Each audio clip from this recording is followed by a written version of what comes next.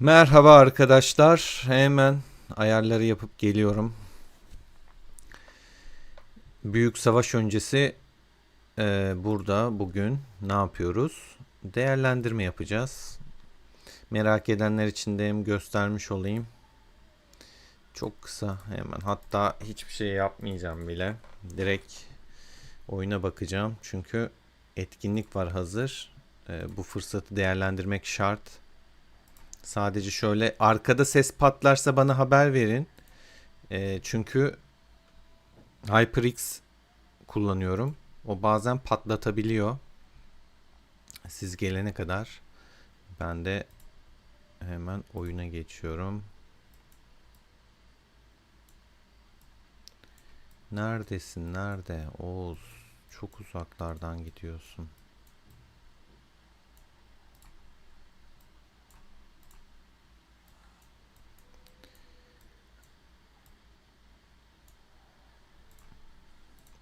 Bir tanesini kalede destek tutayım. Sıfırlamaya gelebilir çünkü biri.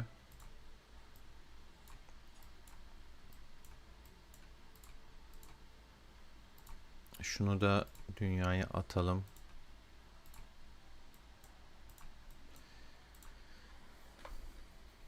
Mustafa hoş geldin. 73'e sevgiler, müttefiğimiz, değerli müttefik. Valla ortalık çok karışık. Mikrofon patlamaz umarım. Çok ani bir yayın oldu, yayın kararı oldu. Son durumu gösterecektim. Daha doğrusu pardon, şu anki etkinlik çok ani oldu. Son durumu göstereyim diye açtım ama döngüler başlayınca buradan biraz ekmek çıkartmak lazım.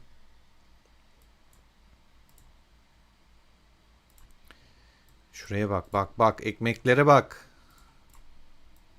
Buff hiç basmadım bu arada. Buff kullanmıyorum genelde ben arkadaşlar. Çok böyle güçlü bir rakip olursa kullanıyorum. Şu bomba dili bir deneyeyim. Bazen gerçekten bu arada çok sağlamlar denk gelebiliyor. Hatta bomba dili şu ayağımıza gelenlere bakalım.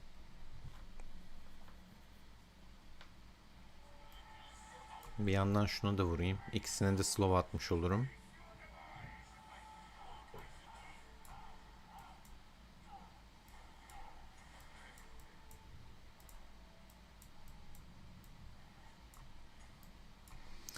Bunun tek sıkıntı yanı yanına biri gelip patates edebilir seni. Bir kraken gelip kaleni sıfırlayabilir ama çöldeki kapasite biliyorsunuz. Hastane kapasitesi 1 milyon.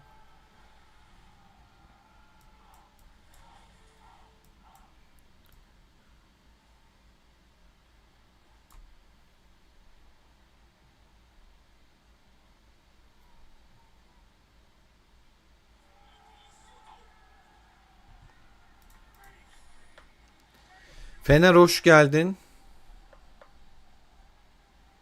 Berk hoş geldin. Şöyle yapalım. Odaklı yapalım şunu ama aslında odaklı onu yapmayacağım.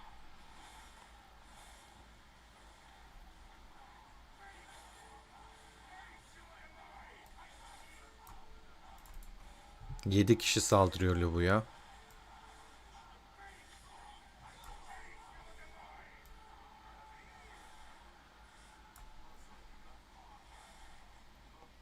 Dört kişi Kiros'ta. 5, 4.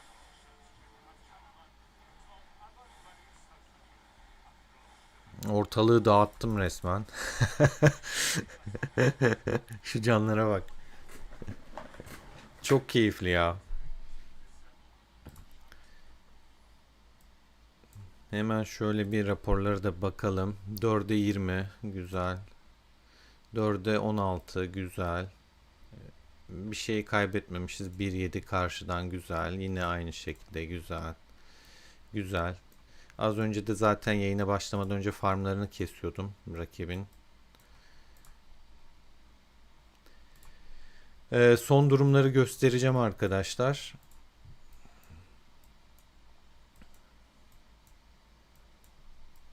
Merak edenler için. Of, Şurası cennet ya. Niye kimse gelmiyor arkadaş? Tam öğlen saati, hafta sonu. Normalde ben de müsait olmazdım ama sırf şunun için gerçekten işi gücü bıraktım ve geldim. Hemen şöyle bir yürüyüş yapalım. Bunları kalede bırakacağım. Ramses'i de bilerek çıkartmıyorum. Ani bir saldırı olursa kalede olsun.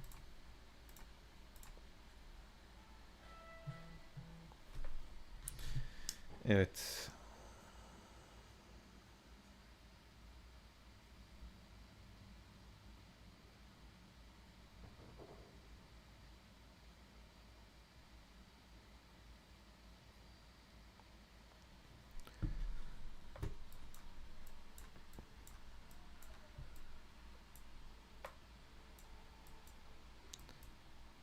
Saint Nuts gözetleme attı. İsme bak ya.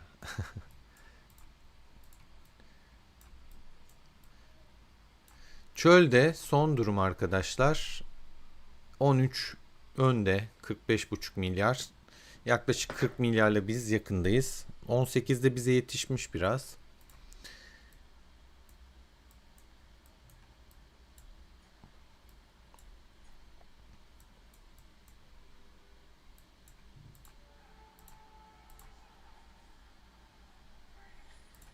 Keşke şey bassaydım bak. Ne derler, buff. Buff basmadım. Çünkü topluluğa karşı savaştığım için buff mantıklı olabilirdi. Şimdi kaleden dönünce buff basayım.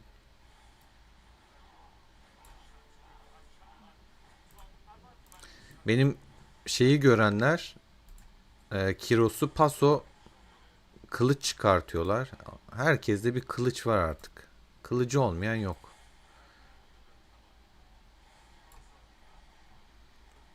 Ama bu Miyamoto'yu kestim. Ama şuna vuracağım esas.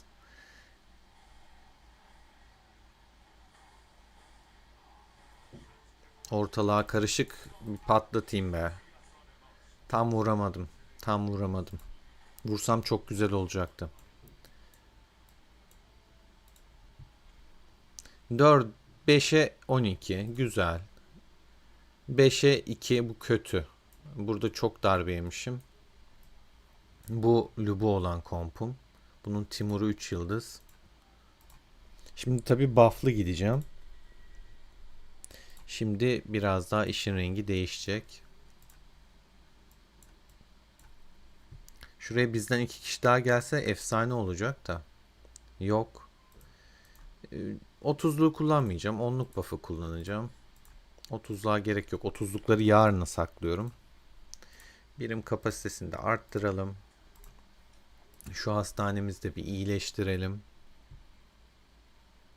Çünkü bayağıdır dolu orası.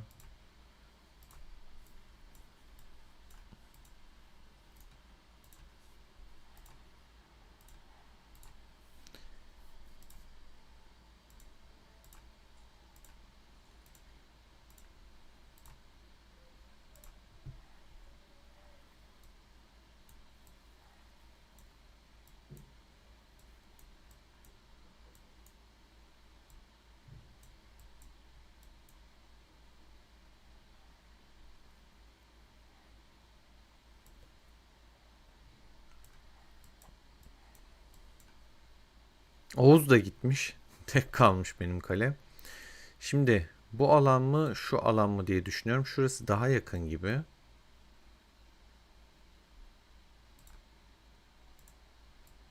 Şuraya geleceğim.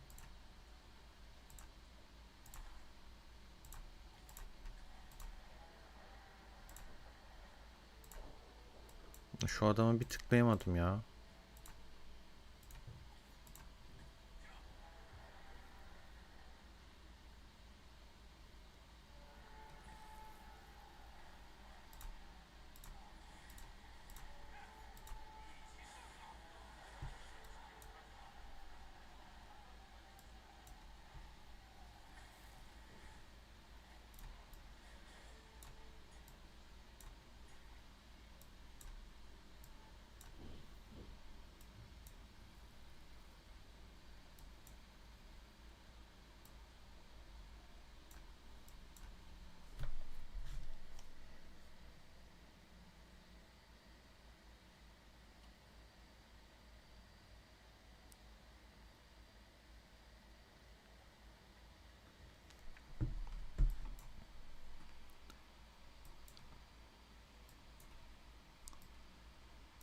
Şuradan biraz takılacağım.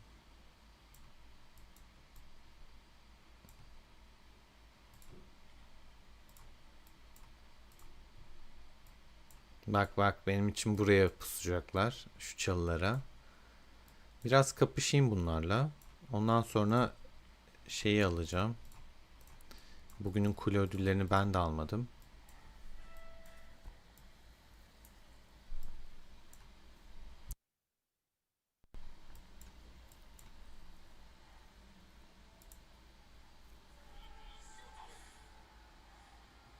Berk, başarılar. Kolay gelsin.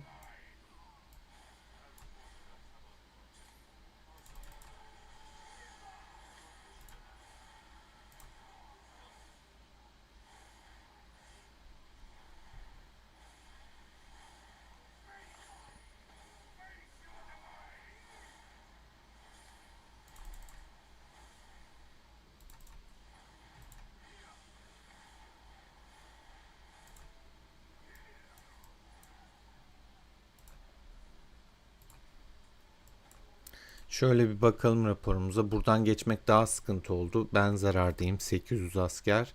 Burada daha da fazla zarardayım. Burada kârdayız, 4K. Burada bir şey yok. Burada da 4.5K kar. Bu yol şuradan hemen içeriden çok fazla adam çıktığı için daha zararlı oldu. Bizim döngü kulesinden şeyleri alayım, ödüllerimi unutmadan. Ondan sonra tekrar geçeceğim. Hem o sırada böyle kaçtığımı falan düşünürler.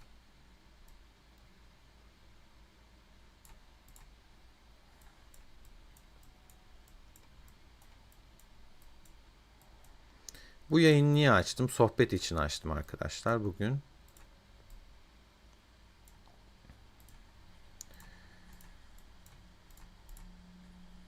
Esas yarın büyük savaş. Büyük savaş öncesi biraz sohbet edelim. Değerlendirelim bakalım diye.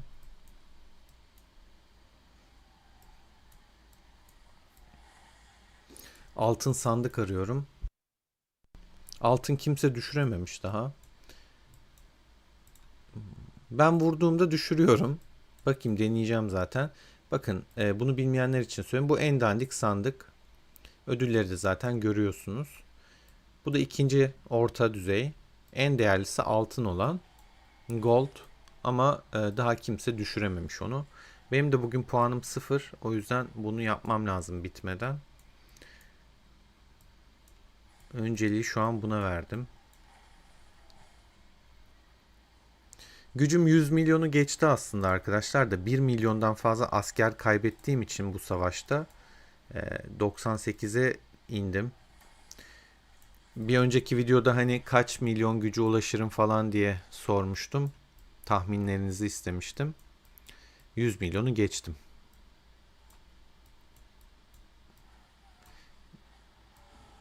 Bir yandan şunları keseyim.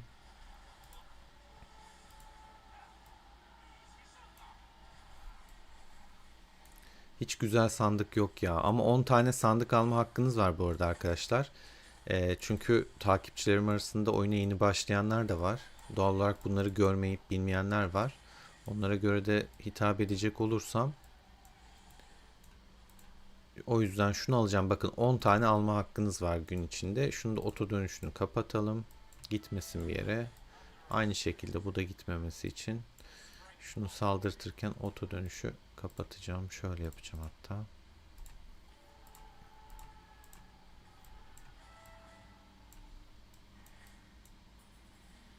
Sandıktan gelen ödülleri gördünüz.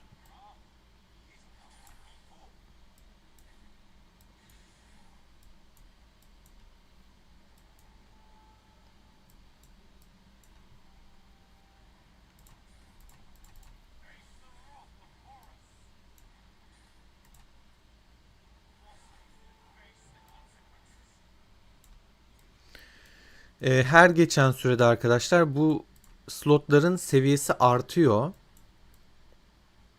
Öyle bir etkinlik bu. Bakın 9 seviyede şu anda. Daha 1,5 saat var etkinliğin bitmesine. Yanlış hatırlamıyorsam 25 seviye mi 30 seviye mi ne var? Şu an hatırlayamadım son seviyesini. Gitgide güçleniyor tabii ki buradaki karakterler. Ama kesmek zor değil. Yani ben rahat bir şekilde kesebiliyorum, en azından öyle söyleyeyim. Gördüğünüz gibi birlik olarak saldırmıyorum. Tek tek gönderiyorum mesela. Yeni başlayan arkadaşlar çok da kolay değil. Grup olarak saldırmak isteyebilirsiniz. Hani toplu olaraktan atıyorum 3 kişiyi, 3 birliğinizi, 3 kolunuzu bir tanesine saldırtabilirsiniz. 227k asker var bunun içinde. Gördüğünüz gibi bu.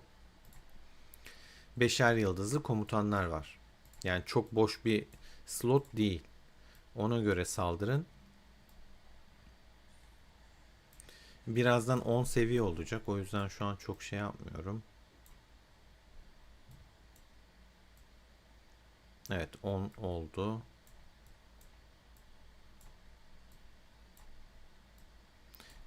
Slot şu an yetmiyor bize. Biraz daha slot çıkması lazım. Hala bir altın sandıkta yok. Normalde ben her gün düşürmüştüm. Hiç slot yok şu alanda ya.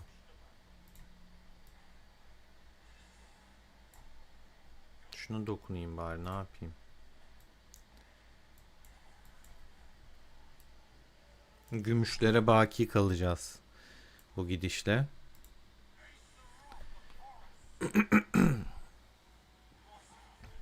Taha hoş geldin. Krallık 14'e selamlar. The Course hoş geldin.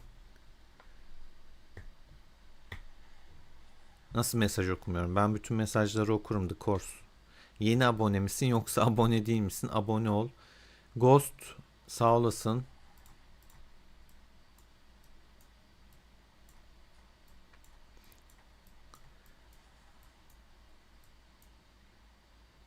Kompları gösteririm birazdan.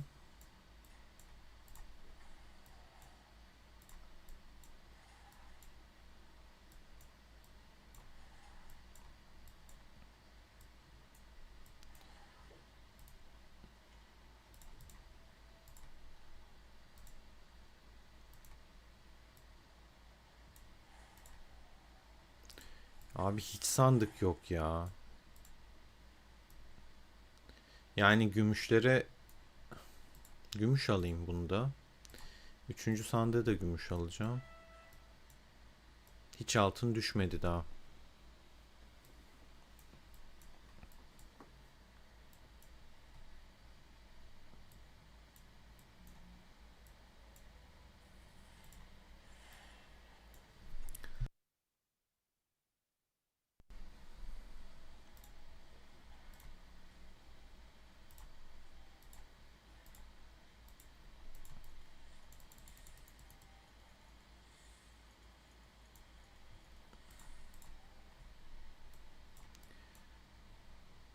Hadi slot at, slot.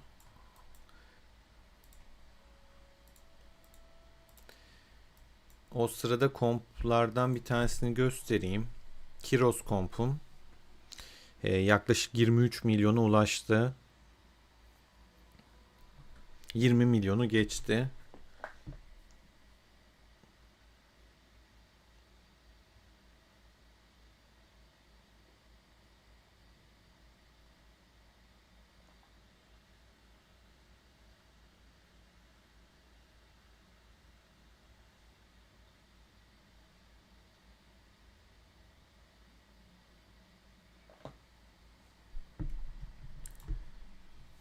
Şu slotları hemen tükenmeden bir vuralım. Şu an çok güzel attı.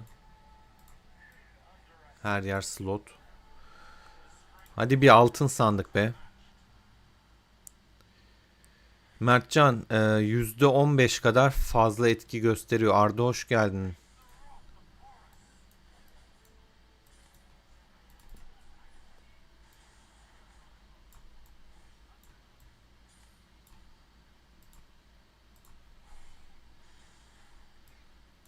O kadar slot var ki şu an oyunda bir donma oldu az önce. Bir ping, yani lag oldu. Ha, sonunda ya. Sonunda altın attı.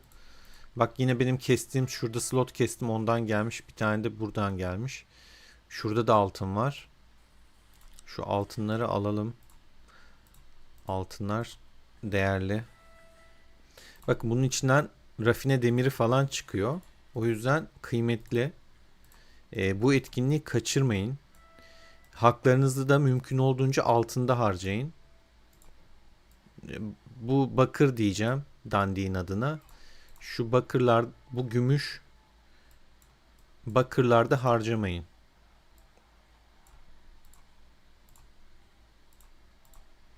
En kötü gümüşten alın. Bayağı altın attı şu an. Şunu da alayım.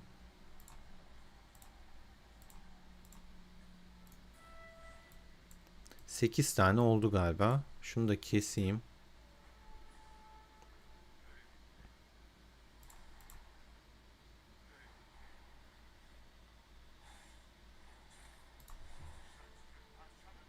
Şunu da keseyim.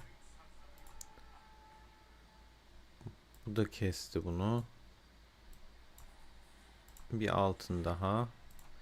Sen de gel şuradakini kes.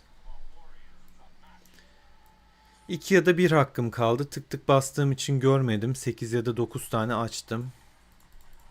Şöyle baktığımda neyse. 2 tane kalmış. Bir değilmiş. Güzel. 2 altın daha istiyorum. Çok bir şey değil. 2 altıncık.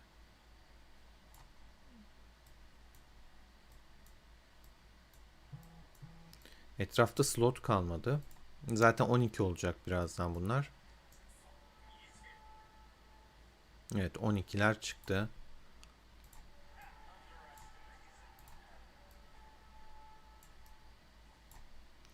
On ikinci seviye slotlarda da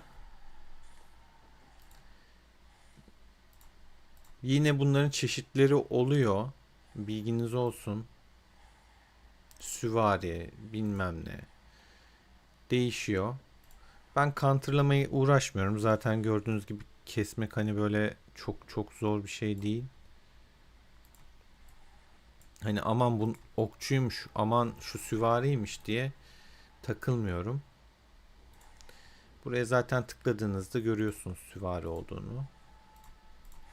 Bunlar el el değişiyor. Kafasına göre atıyor. Altın var mı altın?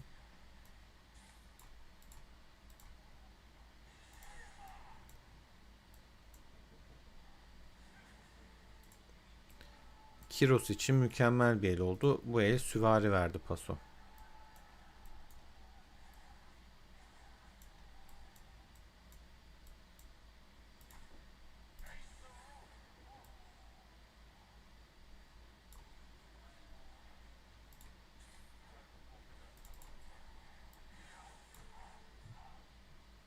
Hadi be, 2 sandık istiyorum ya. 2 sandık puan da tamamladım, gideceğim. Adam keseceğim. 2 tane altın sandık istiyorum.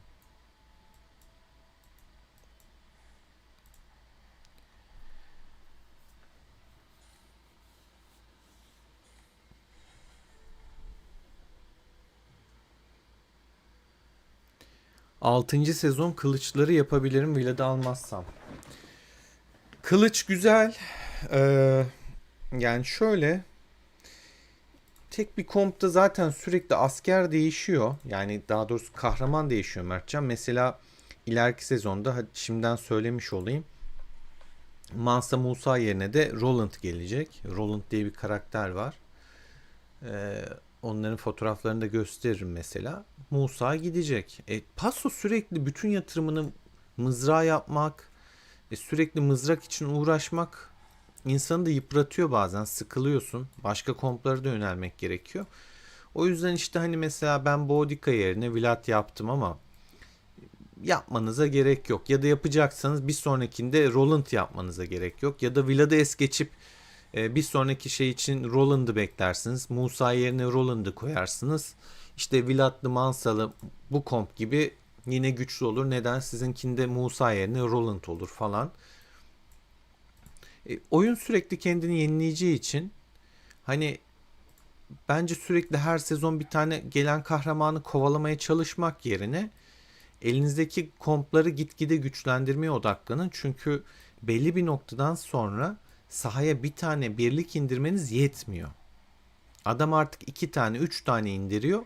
İster istemez onların içinde counter da oluyor. Yani örnek veriyorum, bende bir tane mızrak varsa adam o 3 kompun içine kılıç da koyuyor. Bu sefer kesiyor sizi. Diğer komplara odaklanmak daha mantıklı olacaktır belli bir noktadan sonra. Artık sen kompunun gerçekten doyduğunu, yeterince güçlü olduğunu düşünüyorsan yapma derim. Şurada altın sandık bekliyorum bir yandan. O sırada kompunu da göstereyim, Lubu. Timur 3 yıldızlı ama 20 milyon gücü ulaştı mesela burası da. Berk siz alırsınız ya. Gösteririm Kiros komp yüzüklerini de. Araştırmada nereye gittiğimi de gösteririm. Aleykümselam Splix. Aldım Mertcan. Geldi de ya 3 yıldızlı vermiş kahramanları. Yetenekler 0, özellikler 0. Yani her şeyi baştan kurmak gerçekten saatlerimi alıyor.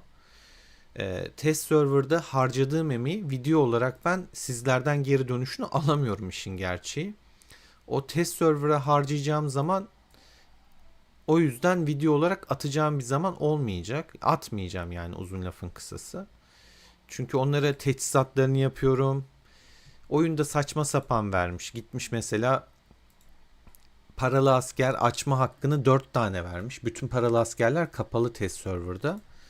Dün baktım. Hepsi kapalı. Ben şimdi deve binicisiyle bir test edecektim. Hint muharebe filini. 2 tane hakkım gitti. Ölümsüzle de test edecektim. Baltalıyı. 2 hak daha gitti. Zaten hiç hakkım kalmadı. Daha başka paralı asker açamayacağım. Yani oyunda böyle saçma sapan hatalar yapıyor. Test için veriyorsun. Ya açık ver abi, ya da açmak için ver. Parşömen ver. 4 tane parşömen vermiş. Açmak için biliyorsunuz bunları işe alım var ya şu. 4 tane var. Onun dışında yok. O yüzden 4 tanesini test edebiliyorsunuz. Ya dün baktım, canımı sıktı biraz.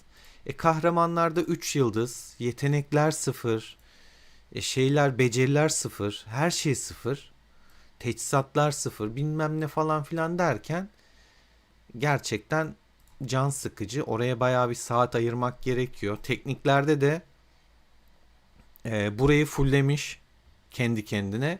Buradan da bir tanesine yetenek vermiş. Yani saçma sapan, ya komple 0 ver ya da komple yapılmış bir şekilde ver.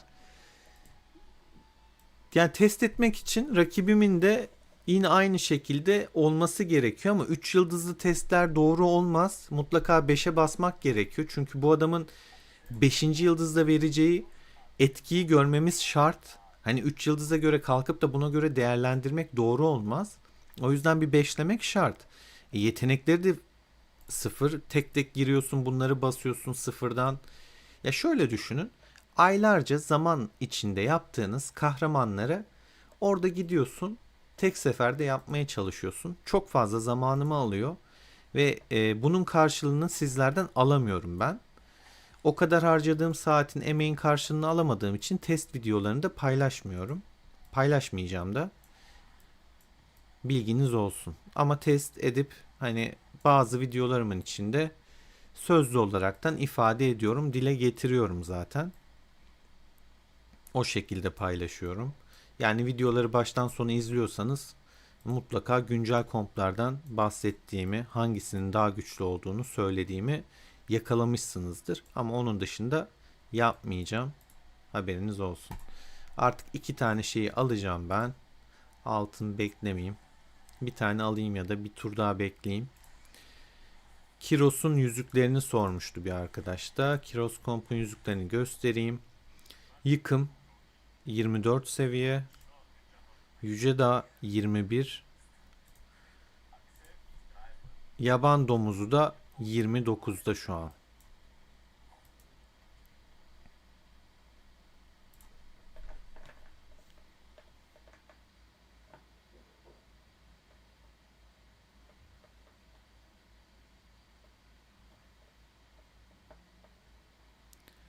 Ardam Johnson, teşekkürler.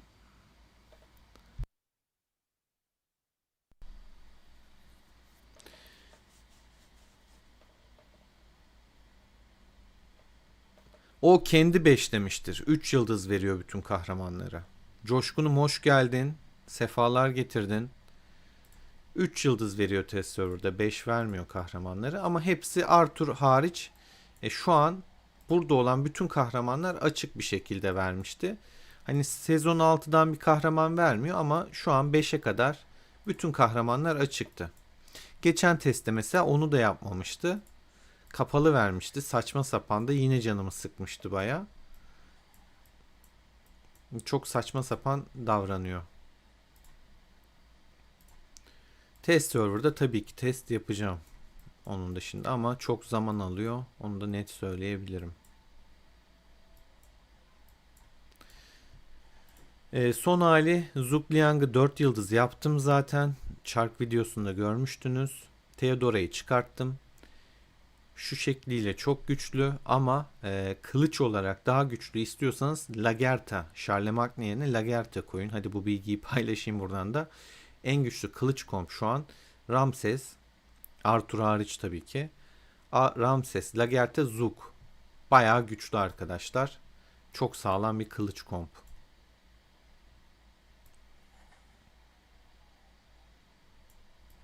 Altın gelmiyor. Elimizdeki gümüşlerden de olmayalım. Şuradan bir tane gümüş açayım. Çünkü hep bakır kaldı yani. En dandik sandık kaldı. Sonra şöyle bir haritayı gezelim. Hangi krallık ne yapmış? Bir bakalım. Bak artık şey de yok. Heh, şurada bir tane var. Kalmayacak yani. Bunlar da yok oluyor arkadaşlar. Öyle sonsuza kadar kalmıyor maalesef.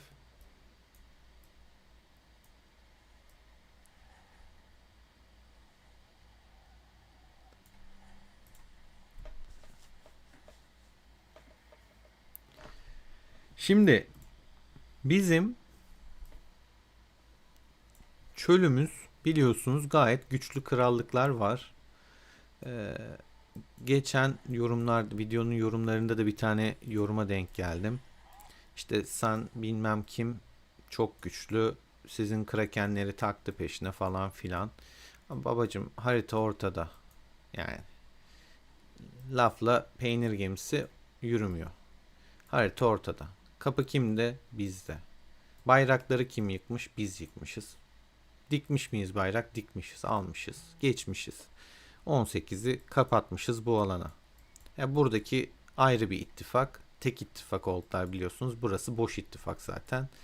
Burası buradan geçti çünkü bir bağlantımız yok. Ona zaman harcamadık. 18'i yendik. Bizden barış yapmak istediler. Savaş istemediler. Ama bir hizalanmada problemleri var sanırım. Birkaç tane kalesi bizim farmlara saldırdı. Barış anlaşmasından sonra. O yüzden yine savaş çıktı. Yine savaş devam ediyor. Zaten bizim için problem yok. Bak mesela 18'den bir kale buralarda. Ya da az önce gördüğünüz işte ben 18'i ziyaret ettim. Son duruma baktığımızda sıralamaları bizim iki krakenimiz ilk ikide. Yorumlarda övülen kraken bu kale. 4. sırada. John 3. sırada. Froike 1, Kanuni 2. Zaten şöyle bir baktığınızda Ted geliyor 73. Yine 73 Zafer geliyor. 73 Shinx geliyor. Sonra 2 tane 13 geliyor. Sonra yine bizden geliyor. Bir tane 13 daha geldi. İkinci 18 geldi. Olovko. Sonra siyah beyaz geliyor 73. 13, 73. Yani 18'in zaten böyle aşırı bir kalesi yok sıralamada gördüğünüz gibi. 1, 2, 3. Ezilmiş durumda. 13'ün yine kaleleri var. Ama en çok 73'te bizden olduğunu görürsünüz. 73'ün şu an ittifak olaraktan zaten ne kadar aktif olduğunu da 3. sıradan görüyoruz. 1. sırada biz varız. Hani bunu göstereyim. Böyle üstünlüğü almış durumdayız. İkinci sırada 13 geliyor. 3 73, 4 18. Yani 18 73'ün de gerisinde aslında ama krallık tablosu yanıltıyor. Neden yanıltıyor? Abi aktif kale yok adamlarda. Yani kale sayısı az. Ama daha güçlüler. Zaten KVK'da 18'i onlar da yendi. Biz de yendik. Yani bu grubun en zayıf halkası 18 aslında. Ama puan olarak öyle yansımıyor. En güçlü 13 görünüyor şu an. Aktif kale sayıları gerçekten çok fazla. 5 milyonluk bir fark var aramızda. Kaleleri çok fazla. İttifak olarak hatta bakalım 13'e. K-pop var. Crimson var. Cannibal var. Bilmem ne var. Bilmem ne var. Bilmem ne var. Bilmem ne var. Bilmem ne var. Var yani. Çok aktif kaleleri var. Oradan çok fazla farmdan vesaire puan kasıyorlar. Bir de güçlü kaleleri de var. 13 güçlü bir krallık gerçekten. Bayağı güçlü bir krallık.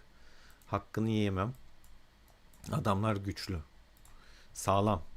Yani şu çölde şunu beklerdim ben. Ee, Şunu da göstereyim. Adamlar Görkem'de birinci. Ne yaparsın abi? Strateji oyunu bu. Toplaşırsın, birinciyi indirmeye çalışırsın, değil mi? Ama 18 bir strateji hatası yaptı.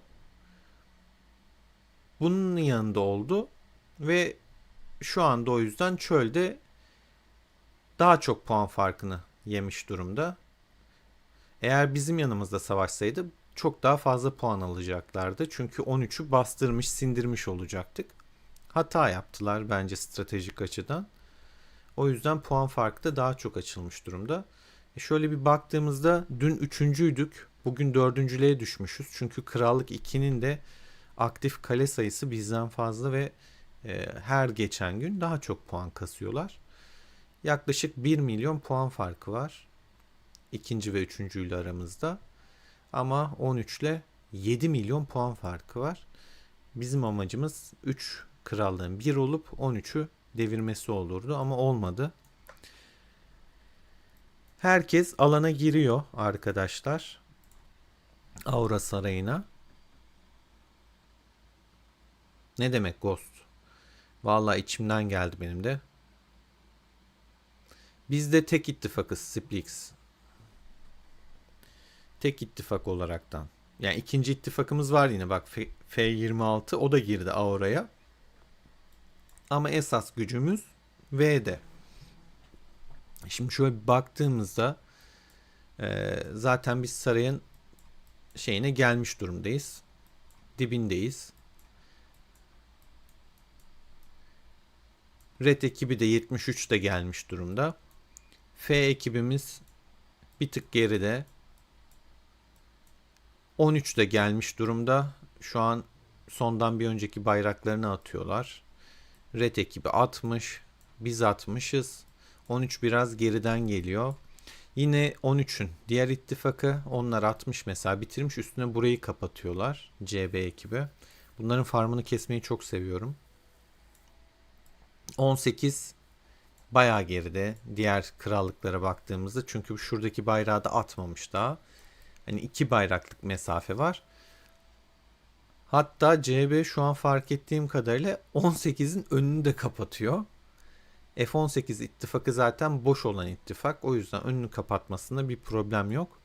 Çok da aldanmamak lazım. Hani haritaya bakıp yanlış yorumlamayın. Burası zaten boş. 18 ekibi de tek ittifakta toplandı. S18'de hepsi. Hatta onu da şuradan görebiliriz zaten.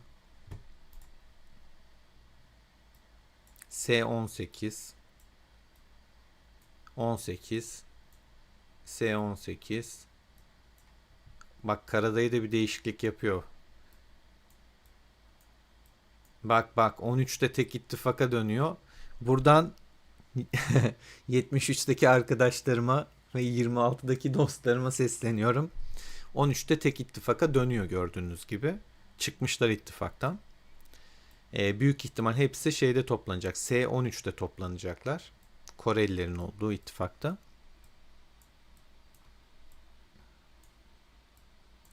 Yine S18.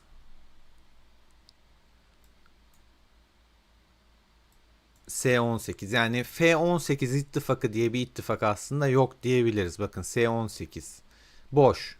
O yüzden yolunu kapattıklarını falan düşünmeyin. Adamlar müttefik yani. Birbirlerini kolluyorlar. Bakın hep S18 şey yok. F diye bir şey yok. Geri kalan da S13. S13 olmayanlar da ittifaksız çünkü CB ittifakındalardı. Çıkmışlar. S13'e geçecekler. Karadayı zaten Türk mesela. CB'deydi. S13'e geçeceği aşikar. Yarın tek koldan onlar da gelecek. Çölde tek ittifakta toplaşmak daha mantıklı. Buradan göreceğiniz gibi.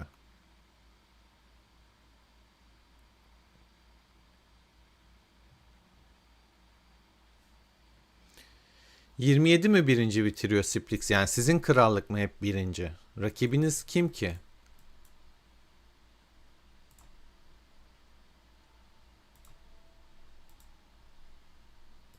Şöyle bir haritaya da bakayım. Şeye denk geldim. CB'de biri kervan yapıyordu. Gittim kervanı kestim. En keyiflisi de oydu. Varsa bir kervancı bir el atalım.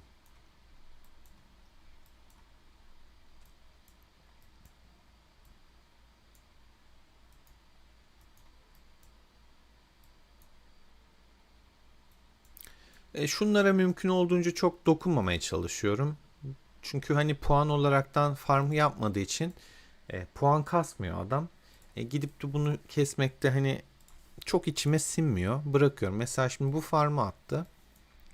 Bu da farm değil. Sırf şunun için mesela buraya gelmek anlamsız.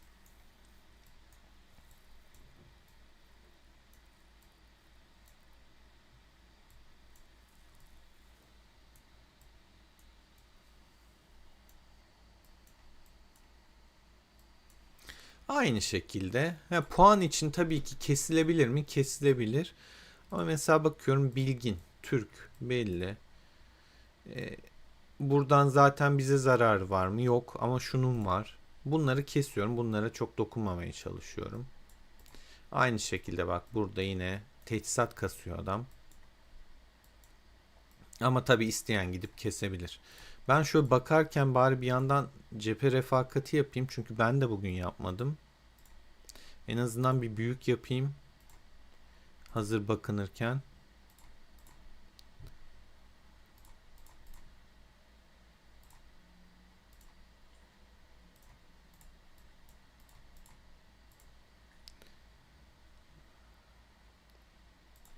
Bir milyondan fazla asker kaybettim arkadaşlar. Şu an kaç askerim var? Ona bakayım. Dün bastım baya. 1,7 milyon var ama dün bastım yani. Dün 800-900k bastım. En kudretli valide şöyle göstereyim. 138 milyon puana ulaşmışım. Zaten çoğunu dün yaptım. 191 ile Legolas birinci, Tripanosoma ikinci 149'la. Üçüncü Alman herhalde. Falan filan böyle gidiyor. Inter Milan. İlk 10 50 milyonun üstünde görünüyor. Benim için zaten bir anlamı yok. Dediğim gibi şu adam Qin Shi Huang mızraklı ve şey olaraktan Maraşal, kılıç olaraktan belki ileride kullanırım diye alacağım. Öylesine yani hani 100 kafa almışım, 60 kafa almışım, 80 kafa almışım. Çok umurumda değil. Buradan da Barbaros'la Rani arasında kararsızım. Barbaros'umu mu beşlemeye çalışsam, ikinci bir mızrak kompu mu yapsam, yoksa Rani'yi mi alsam? Kafam çok karışık o konuda. Barbaros'um 4 yıldız. Biliyorsunuz zaten elimde bir sürü mızrak da var benim. Hatta şuradan göstereyim. Buradan gösteremem de. Niye hep aynı yere giriyor? Elim niye oraya gidiyor?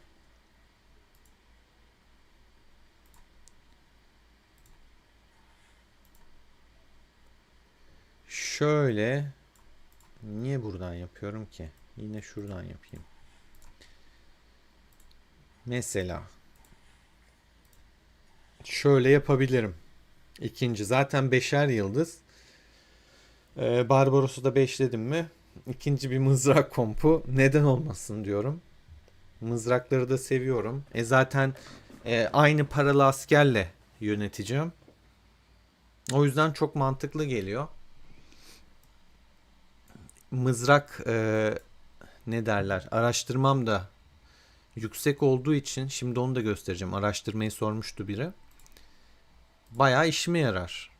Böyle yapmayı düşünüyorum. O yüzden Barbaros mu Rani mi çok kararsızım. Rani neden olabilir? İlerleyen zaman için. Hem okçu hem süvari. İleride hani Ramses'i ben zaten kılıcı çekeceğim biliyorsunuz. Ok için Rani'yi kullanabilirim. Atilla da biliyorsunuz düşecek 6. sezon. Atilla, Rani hani Mulan gibi ya da işte Belis neydi bunun adı ya? Belisarius diyeceğim neredeyse. Belevu gibi ya da Mehmet'i koyabilirim işte Rani'nin yanına. Bilmiyorum kafam karışık ama tabii ki Rani yerine Barbaros daha mantıklı görünüyor baktığında. Çünkü ben bunu kılıca çekeceğim. Buradan da Atilla 6. sezon. Oyunun gösterdiği kadarıyla tabii ki yine test etmemiz gerekiyor ama Atilla gidecek. Timur buraya geçecek. Lubu buraya geçecek. Buraya da başkomutan olarak başka bir tane komutan gelecek.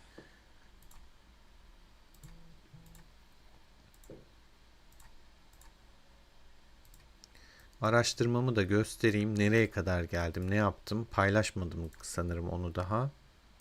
Şuradan bir binek de arayalım.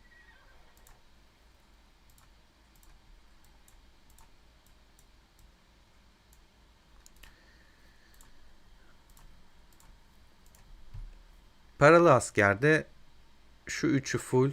Kılıç full değil birinci sayfada.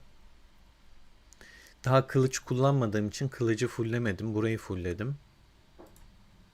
Yaklaşık 1000 günün üzerinde harcama yaptım arkadaşlar. 1000 günden fazla harcadım. Cihat hoş geldin kardeşim.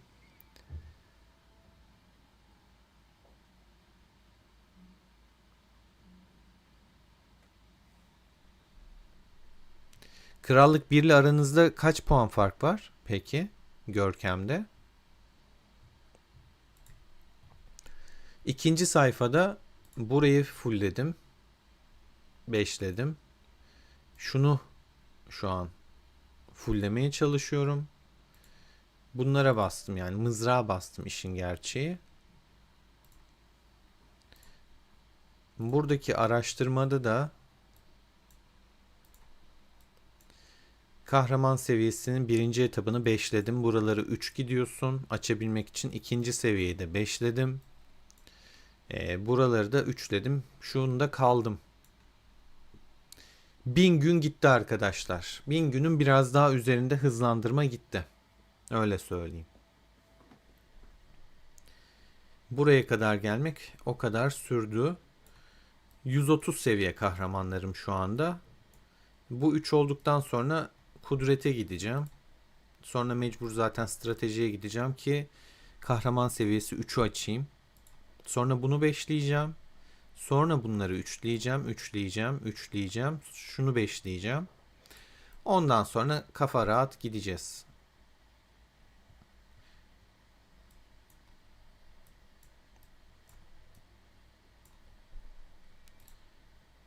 ...45 gün sürüyormuş mesela bunlar. Bilginiz olsun. Bunlar da aynı şekilde 45 gün. Bunlar 39. Dördüncü seviyeleri.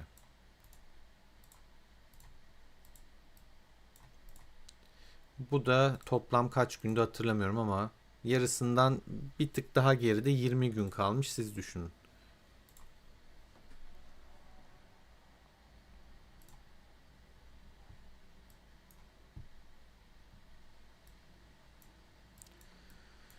Onun dışında yanıtlamadığım soru var mı? Zor Ghost, bayağı zor. 1000 gün ya, 1000 gün gitti. Yani bir şey kalmadı ve şöyle söyleyeyim, kaynağımı söyleyeyim. 6,5 milyar kaynak vardı. 3 milyarın altına düştü. Yani 3,5 milyardan fazla kaynak harcamışım. 3,6 milyar kaynak gitmiş. 3,6 milyar. Sen milyar, milyon bu paraları ne yaptın, ne ettin?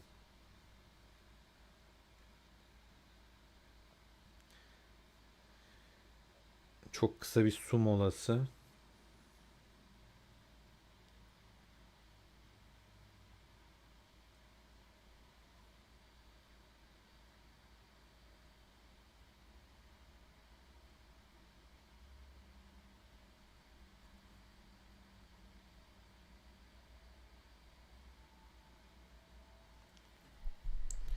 Hızlandırmada da gördüğünüz gibi bir şey kalmadı.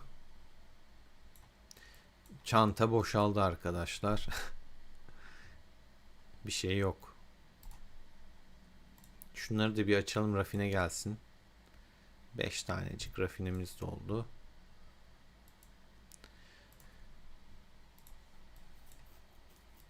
Test server'da bu arada gördüğüm bir tane gemi şeyi vardı. Etkinliği. Ondan bahsedeyim. Büyük ihtimal şurada olacak o takas konusu. Böyle aman aman bir şey görünmüyor. Hani şunun gibi bir şeye benziyor. Pazardaki mağaza gibi bir şeye benziyor ama emin de değilim. Bugün açılacaktı. Dün kapalıydı o alan. Bakamadım yani. Bugün de hiç girmedim test serverına. Şu haritada bir gezineyim bir yandan. Kayıplara da bir bakalım. Savaş durdu bu arada artık. O yüzden çok kayıp yok yani. Hani biraz herkes yarına saklıyor gücünü. Şurada ne yapmış adamlar? Mesela farmlar kesmiş bayağı bizden. Burada da yine kısa dandik bir farm şey var. Burada da bayağı biz kesmişiz. Hatta karşıdan cevap gelmemiş. Burasına bakalım. Burada da burada da farmlar gitmiş. Burada da buradan döngüde işte az önce eğlence. Bak burayı unuttuk ya, döngüyü. Hala da çok kale var. Ulan şeyden gelmediler. Çok ekmek var burada. Gerçekten şu an çok ekmek var. 55 dakika var. Bir uğrarız. Bakarız oraya. Bu 13'ün döngüsü ne alemde? Boş. Onlar şurada yapıyor olabilir. Evet, buradalar. Burası aşırı kalabalık ya. Abi adamlar çok kalabalık ya. Gerçekten yani hani şuraya ışınlanıp buradan buraya gidene kadar zaten süre biter.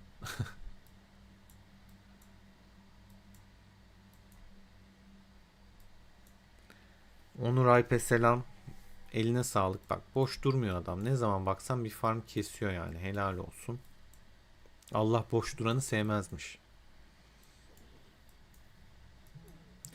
73 kardeşimiz ne yapıyor? Burada bizimden kim var? Paşa var. Paşa ne yapıyor? Aha, kervan yapıyor. En sevdiğim. Ama ben de kervandayım ya. Şunu kesmek vardı. Ah be.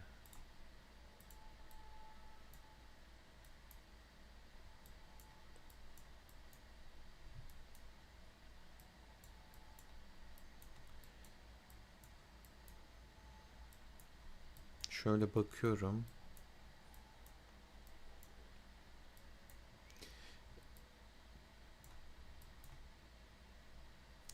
Burayı 13 almıştı bu arada. Red ekibi geri aldı. Gökteydi burası. 73'ün gök ekibindeydi.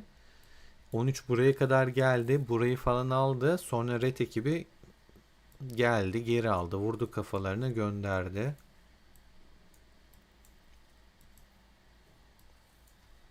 Burada savaş dönmüştür. Aynen bakın. 91 milyon adam öldürmüşler.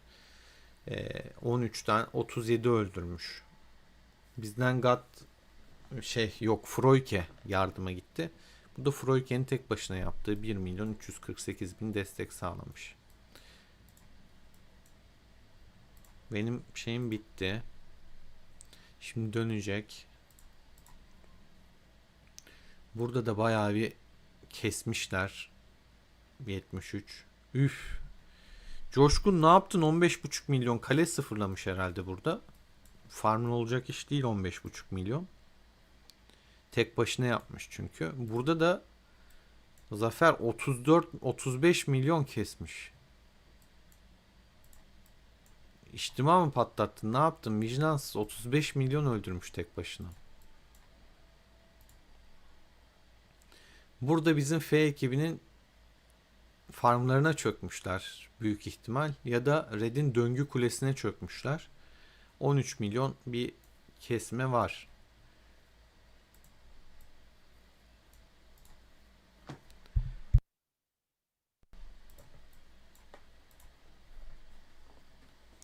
Arif güç 100'ü geçti de askerler öldüğü için 98'deyim.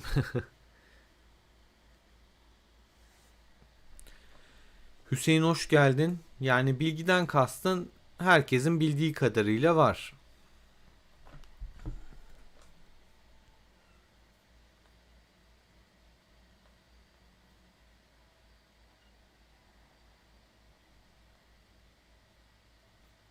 Zhao Yun dediğin işte Lubu'nun önüne gelecek olan komutan oluyor. Başkomutan o olacak. Lubu ikinci, Timur da üçüncü olacak. Bu oyunun önerdiği ama. Yani biliyorsun oyun bazen her zaman en iyi önermiyor. Belki Atilla ile devam edilebilir. Belki başka bir şey olabilir. Başka bir arkada destekçi geldiğine daha iyi çalıştırabilir. Test etmeden bilemeyiz ama Lubu'nun önüne koyduğuna göre komutanı zaten Çinli Zhao. O yüzden güçlü bir komutan olacaktır.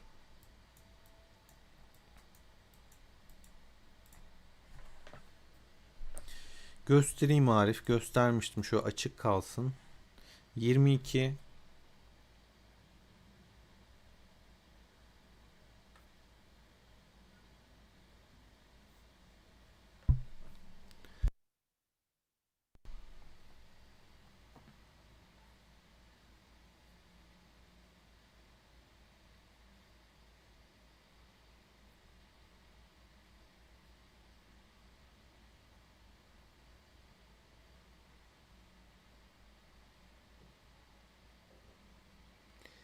Şey yapayım ya. Bir dakika, hatta şöyle yapacağım.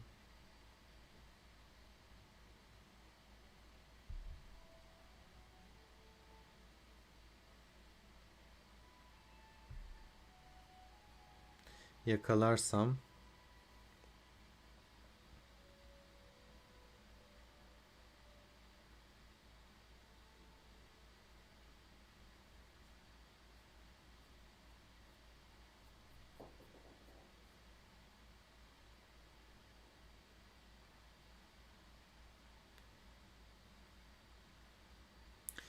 çok kısa bekletiyorum ama bir sürpriz yapacağım size. Madem sordunuz. Tabii öncesinde bir bilgisayara atmam lazım bazı şeyleri.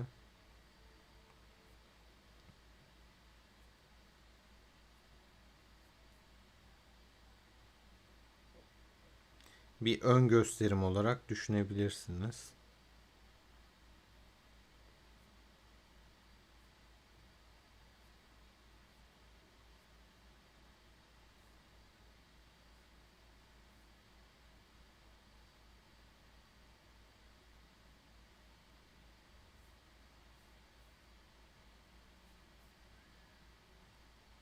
Şimdi arkadan şunu açayım o sırada. Ben de işi halledeyim sizin için. Sonra yansıtacağım zaten. Şuradan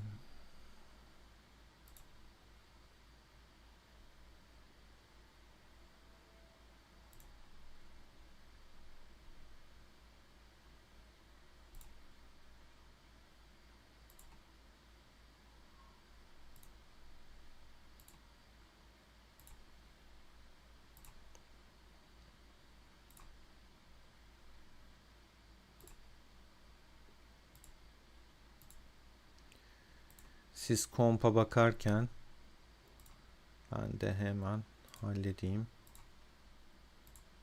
Ama beklediğinize değecek. Onu söyleyebilirim.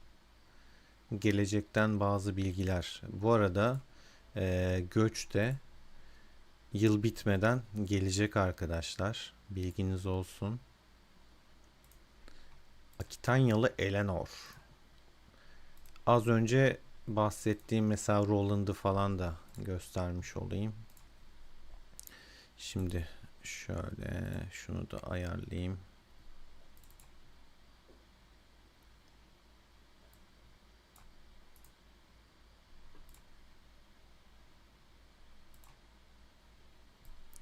Daha önceki videoda ben zaten işte birinci yıl etkinliklerini önceden göstermiştim. İleride gelebilir tekne falan filan dediğim bir konu da olmuştu. Neyse şimdi şöyle bir şey yapacağım. Şunu ayarlayayım.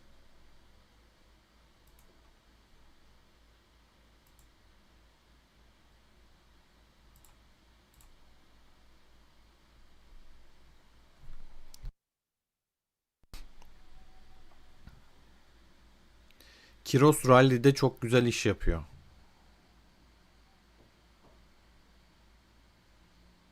Arif geçmiş olsun. Coşkun sizinkiler çılgın ya. Sen de çılgınsın zaten.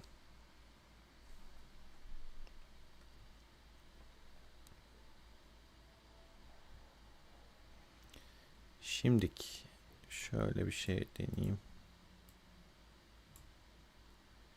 Hop hop.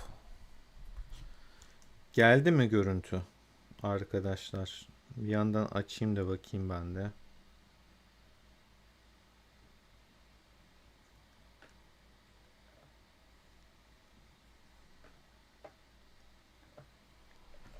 Evet. Musa yerine gelecek olan Roland'ımız bu.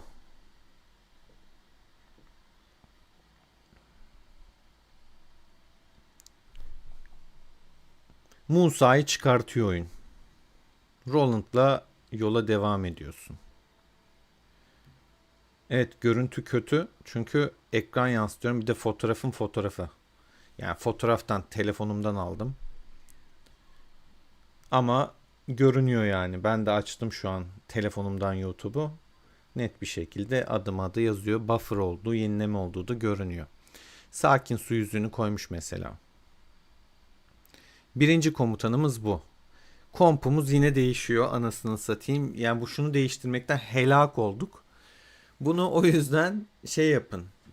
Yayının başında da söylediğim gibi bir tane kompunuzun gerçekten artık yeter, iyi olduğunu düşünüyorsanız sürekli aynı kompa yatırım yapmayı bırakın, ikinciye geçin. Çünkü sahada artık sizin ufak ufak ikinciyi, üçüncüyü indirmeniz gerekiyor. Sezonlar ilerledikçe tek kompla sahaya inemiyorsunuz. Adam counter'ını çıkartıyor, senin kompun çöp oluyor. Aynen öyle Splix, ne yapacağım? 5 mansayı. O yüzden Vlad sorusu, senin sorunu yanıtlarken cevap vermiştim. Roland'dan bahsetmiştim. Bu. Var yani, gelecek. Artık adamın görseli de var. Elimizde var. Yetenekleri de var bu arada. Yeteneklerini de gördüm. Neyse geçiyorum. Bu bir taneydi. Biraz gelecekten bilgi paylaşayım. Kral Kanut. Savaşçı. Kılıççılar. Komple bütün kılıç değişiyor arkadaşlar. Bütün kılıç gidiyor. Savaşçı kılıç yapanlar göz yaşlı şu anda. Bu yayınla gözleri yaşlandı. Yayınların içinde dediğim gibi ayrı ayrı vermeyi sevmiyorum. Emeklerin karşılığı çok olmuyor ama bugün güzel bir gün. İçimden geldi, her şeyi paylaşayım. Savaşçı kılıçlar gidiyor. Komple yenileniyor arkadaşlar. Burada yazıların kötülüğü Türkçe çeviri olaraktan yapılmış şekilde. O yüzden yazı pikseli birazcık dandik. Bilginiz olsun. Ama savaşçı kılıçlar yeni haliyle zaten gördüğünüz gibi hani başında değiştirebilirsin diye söylüyor. Splix ne göstersem çöp olacak. Hayır bak, Mehmet'i kullandırabiliyor sana. Benim sadece şu garibime gitti. Adam Miyamoto'yu, yani oyun, en sona koymuş. Yani şu yoksa elinde bunu buraya koyabilirsin Miyamoto demiş. Miyamoto'yu en sonda ne yapacaksın abi? Lagerte'yi koyarsın daha iyi. Bu şekilde zaten burada açıklaması yazıyor. İşaretler biriktirip patlatarak muazzam hasar verir. Ne demek bu baba? Richard. Aklınıza Richard gelsin. Biliyorsunuz aslan yükü biriktirirdi. Sonra bir patlatırdı. Ağır ama sağlam vururdu. Bu bana biraz onu andırdı. Bu arada yetenekleri de var. Yani bireysel incelemeleri de var bende. İşte yanındaki yetenekler ne falan. İmza becerisi görünüyor. İmza becerisinin açıklaması da var. Gördüğünüz gibi komutanın özel yeteneği hasar verdiğinde düşman birliklerine ek hasar verebiliyor. Bu da birliğin ikincil hasar çekirdeği görevi görüyormuş.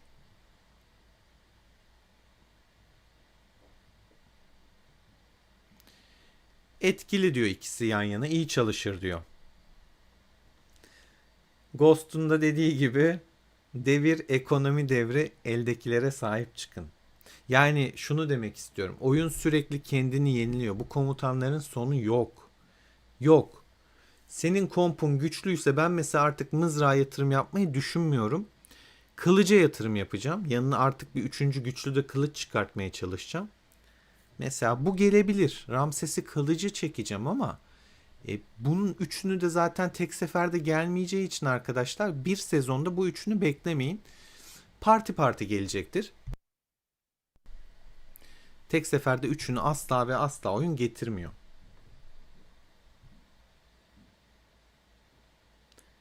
Atmana gerek yok Arif, zaten var. Dediğin gibi gruptan paylaşıyoruz. Burada kabaca var ne oldu.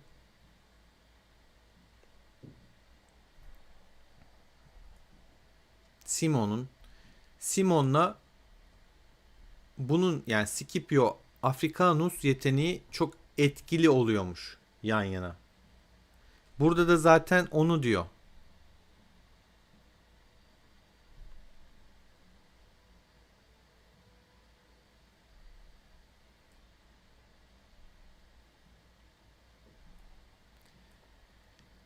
Kral Kanut'un, bakın baştaki Kral Kanut bu. Şu abimiz Kral Kanut. Ya zaten böyle bir kral duyduğunda eli ağır oluyor. Kesinlikle ağır oluyor. Kral Kanut'umuz yeteneği, imza yeteneği, Signature Skill. Burada yazıyor zaten. Arkasında Simon en sona koydurtuyor bunu. Bu destekçi en sonda. Ortada da Scipio Africanus var. Şöyle de görsel hali. Gelecekte savaşçı kılıçlar bunlar olacak arkadaşlar. Bildiğiniz tüm kılıççıları unutun o yüzden. Gelecek bu. Maraşel'de de bakın Napolyon'un arkasına Akidyalı Eleanor. Bunun Türkçesi de var da. Bunu koydum bilerek. Türkçesi böyle yazı stili çok dandik geldi. Paint gibi duruyor. Çünkü çeviri olaraktan yapılmış.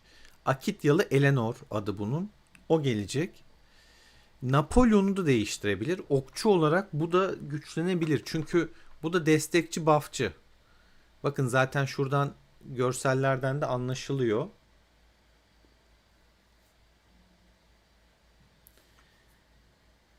Bilginiz olsun.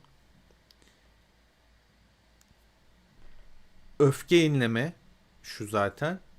Bu da yine buff'la alakalı bir şeydi yanlış hatırlamıyorsam.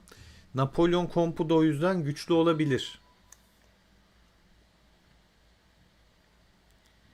Napolyon'dan da beklentimiz var. Bir ses geldi.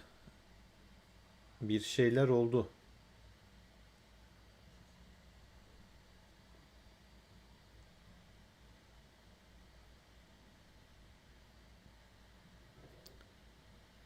Bir bağışımız var. Çok teşekkür ediyorum.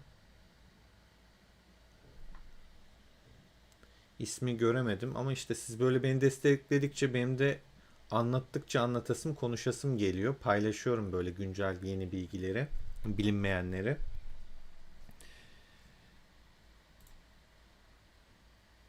Muhammed'im hoş geldin. Ben de bilmiyorum. Neden normal mesaj atamadığını inan hiçbir fikrim yok. Seni banlamadım. Seni asla banlamam zaten. Buradan da gördüğünüz gibi okçu kompuda değişiklik gösterebilir. Selahattin de zaten buffçı. Napolyon başta. Kılıçlımız da bu şekilde olacak. Mızrakta da Roland'ımız geliyor. Ne kaldı geriye? Ha, süvari kaldı. Süvariyi de zaten konu süvariden geldi. Biliyorsunuz Lübu yerine Zhuang mıydı? Zung mu ne? O gelecek. Önceden her şeyi öğrenmiş oldunuz arkadaşlar bu yayınla beraber. Lütfen videoya beğeni atmayı unutmayın arkadaşlar. Destekleriniz kıymetli. Ben size bunu atarken kalemi sıfırlıyor bile olabilirler yani.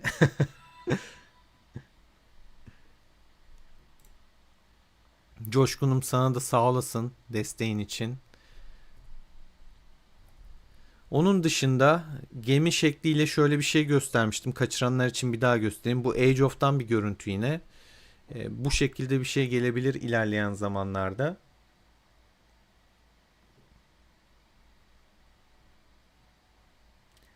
Zaten test server'da gemi diye bir şey geldi. Orada ne olacak, ne çıkacak hiçbir fikrim yok. Bugün açıldı. Ben de bugün teste girmedim. Ama şöyle, oyunun bana attığı mailden yenilikleri söyleyeyim size. Yepyeni sunucular arası arena oyunu Doruk Şampiyonası diyor. Ve bu ne demek arkadaşlar? Artık ekran paylaşmayı kapatayım. Oyuna geri dönelim. Muhammed'im hoş geldin. Çin server, evet, Splix.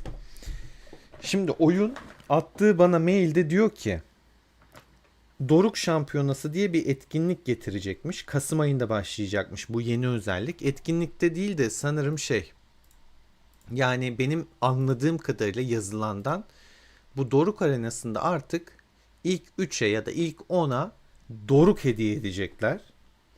Diyor ki çünkü bakın okuyorum, siz de ne anlıyorsanız yorumlarda buluşalım. Valiler burada elemelerle başlayıp arenanın tek hakimi olacak. Eleme var. Altını çiziyorum. Elemeli olacak. Tek hakimi olacak. Şampiyonu belirleyecek. Finallere kadar sürecek turnuva katılmacıları. Eksik, yani yanlış yazmış burada. Anlam vermeye çalışıyorum. Finallere kadar sürecek turnuvalara katılmayacaklar. Çeviri olduğu için adamlar çeviriyi bile hatalı atmış ya. Lan Türkçe dilinde atarken bari düzgün atın.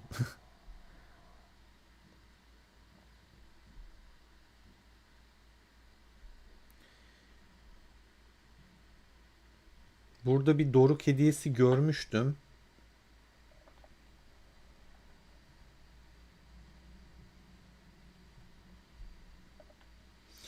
Günlük oyun olarak da Işıltılı Deniz kalıcı olarak oyuna katılacakmış arkadaşlar. Işıltılı Deniz'de de ticaret gemilerine yatırım yaparak ya da ganimet toplayarak kar elde etmeye çalışacaksınız diyor. Bana bildiğiniz mağazayla Erdem andırdı. Erdem sayfasını. Şurayı andırdı sanki, hani elinizdeki şeyle takas yapacaksınız ya da şunun gibi olabilir. Ya zaten şu an teste açık ama benim teste girebilmem için tekrardan bu oyunu silmem gerekecek. Test olaraktan yüklemem gerekecek. Burası gibi de olabilir. Ayrıca sınırlı süreli de gökkuşağı akıntısı etkinliği hafta sonları ekstra ödüller için aktif olacakmış. Hafta sonları da gökkuşağı etkinliği diye bir etkinlik gelecekmiş arkadaşlar. Bilginiz olsun. O da nasıl olacak hiçbir fikrim yok ama mesela bunun gibi bir şey de olabilir. Hafta sonu hediyesi diye böyle tıttırıbıktan bir hediye veriyor.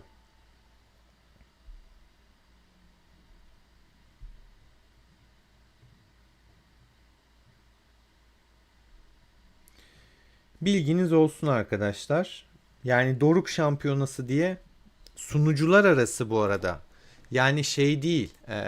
Kendi krallığın için düşünme. İşte o zaman kim dünya birincisi görmüş olacağız. Steste mi? John mu? Angry mi? Froike mi? Yani yoksa Karate Kid mi? Aklıma gelenleri sayıyorum. Angry One mı? Yoksa işte bilmem Spear One mı? O kadar çok var ki onlardan da. Krallıklar arasında olacak yani. Sunucular arası. Eleme usulüyle gidilecek. Neler olacak Allah kerim.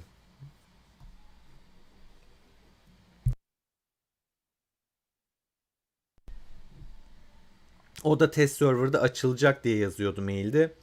Açıldı mı açılmadı mı bilmiyorum. Bakmadım. Dün yoktu.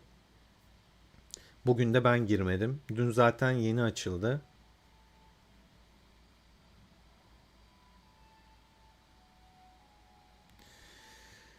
Evet, bilginiz olsun arkadaşlar.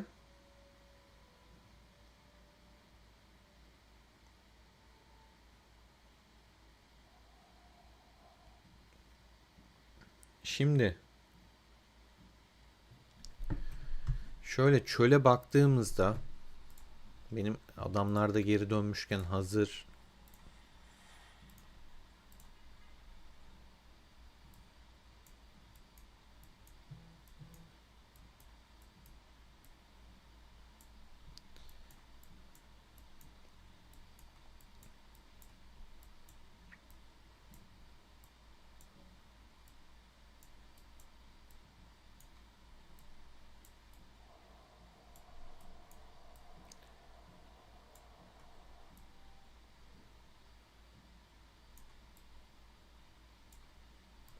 Yayınımı dinliyorlar, ne yapıyorlar? Bak gerideler dedim. Hemen bayrak atmışlar. Şu an herkesin Red ekibi zaten yapışmış artık Aura Sarayı'na. Ee, Son bayraklarını da dikiyorlar. Bunların 2 tane bayrağı, bizim bir tane bayrağımız. Aha kervan var. Kesmiş biri. Kim kesti acaba ya? Kervan boş kalmış. 13'ün bir bayrağı. Yine 13'ün bir bayrağı. 18'in de 2 bayrağı vardı. Şöyle bir döngüye bir bakalım.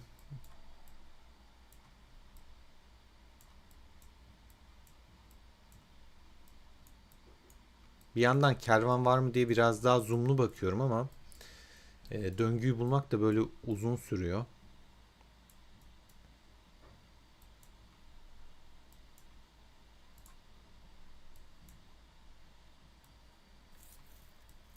Var mı ekmek? Var, hala var. Şuraya bir gideyim ben.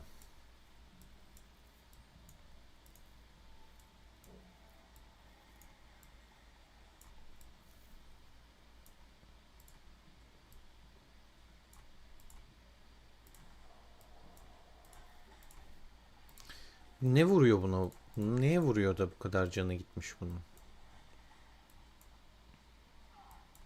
Ne kesmeye çalışıyor acaba burada?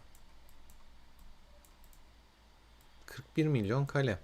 Burada bir ordu daha vardı sanki. Gir içeriye göremesin beni. Ah be, göründük mü? Göründük. Görünmezliği alana kadar göründük valla.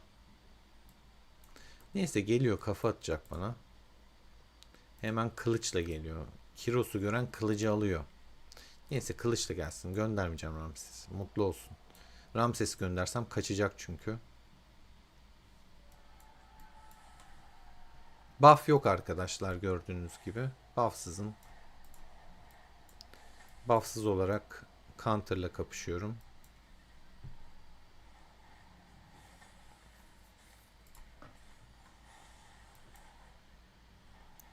Ve Miyamoto'suna bay bay diyoruz.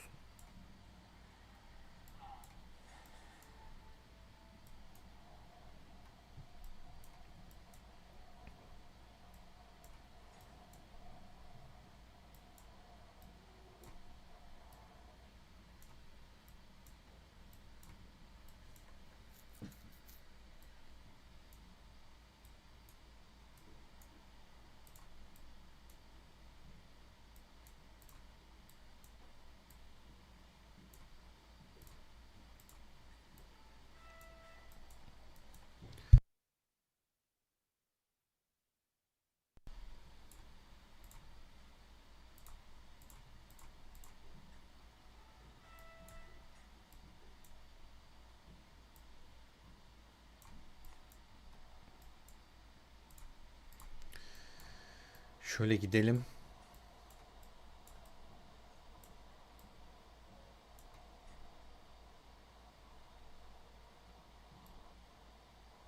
Aa, merhaba, yolda karşılaştık. Nasılsın, iyi misin? Ne var ne yok? Uf, 90 kaymış.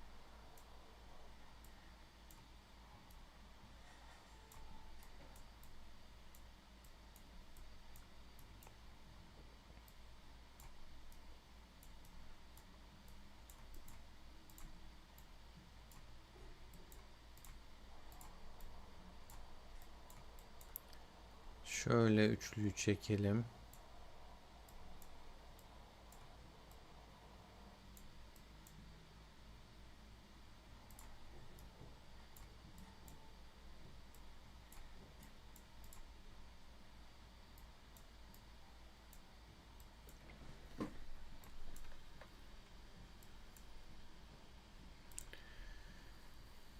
Dört k'sı gitmiş. Bunun da dört k'sı gitmiş.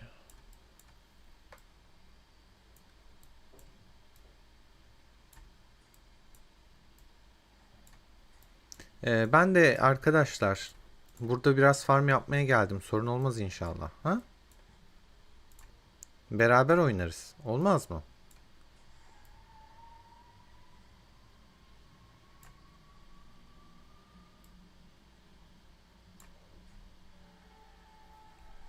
Beraber takılırız ya. Buff maf yok arkadaşlar ama buff basmam daha iyi olurdu burada. Ama çok durmayacağım.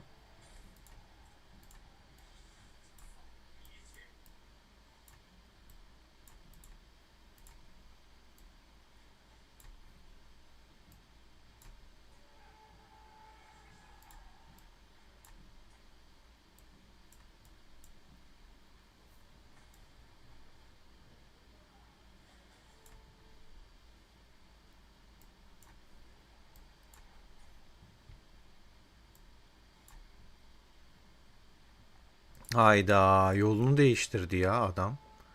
Ayıptır ama niye yolunu değiştiriyorsun? Merhabalaşacağız altı üstü.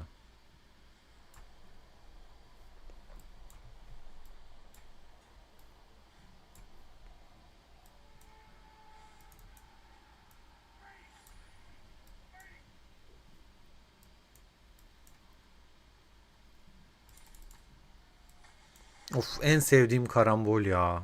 Bayılıyorum böyle çokluk karambollere. Ya çünkü benim kahramanların hepsi böyle alan vurduğu için çok hoşuma gidiyor. Bir Lubu var orada ama yapacak bir şey yok. Ben yine de test edeceğim bir Lubu'ya karşı.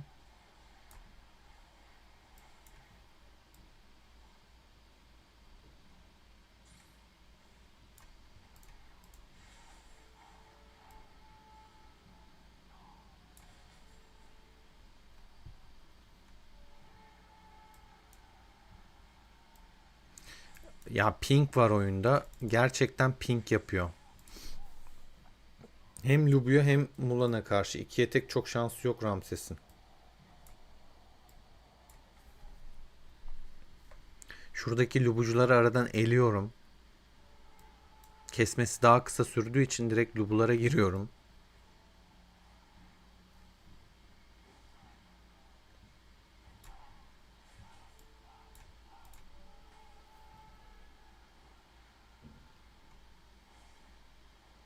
Bak bak, Miyamoto geliyor bana. Şu alana bir vurayım. Güzel. Almadan gitmedik. Güzel. Güzel. Yani keyifliydi.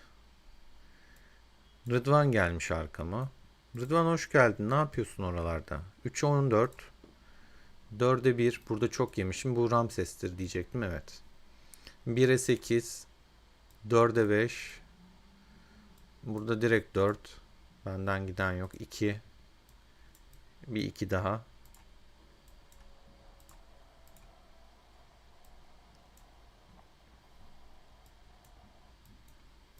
Tamam tamam, gideceğim arkadaşlar, gideceğim. Hatta şöyle bir şey deneyeceğim. Bunun kaç saniyesi var? Göstermiyor. Rastgele atacağım bir yere. Bakayım nereye gideceğim.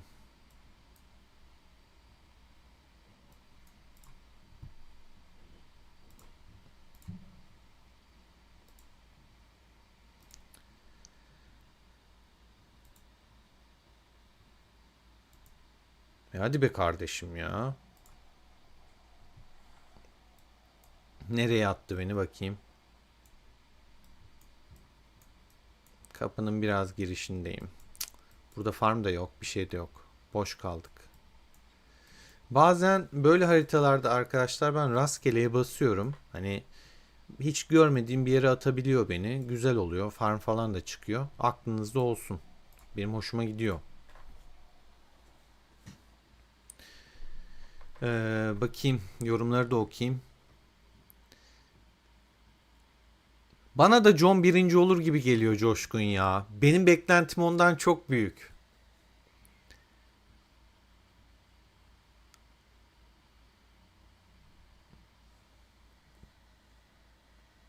Emine de çok güçlü kesinlikle ama John X bence başka bir seviye ya.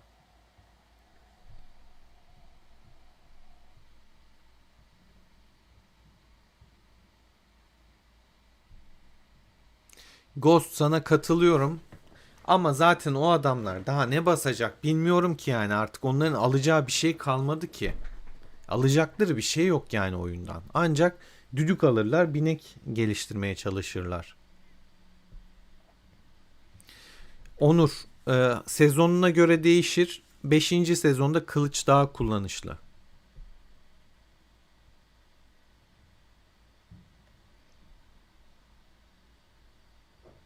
Aa, Rıdvan gelmiş yayına. Hoş geldin Rıdvan. Ben de senden bahsettim. Gelmişin, kaleni arkama çekmişin de ne anlamı var ki çekmenin? Boş yere ışınlanma harcamışsın. Yazık ışınlanmana. Şimdi son durumumuz, baktığımızda Froike Kanuni ilk ikiyi götürüyor. İttifak olarak birinci biziz. İkinci 13, üçüncü 73, dördüncü de 18. Krallık olarak baktığımızda 13-1, biz 2, 18-3, 73, 4.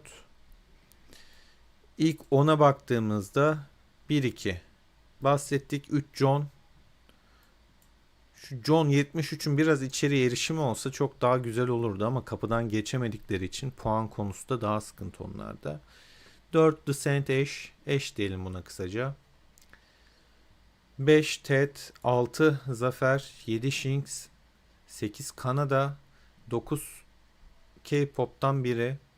10 God King.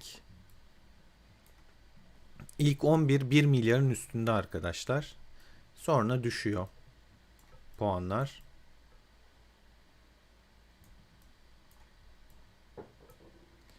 Gitgide iniyor bu şekilde.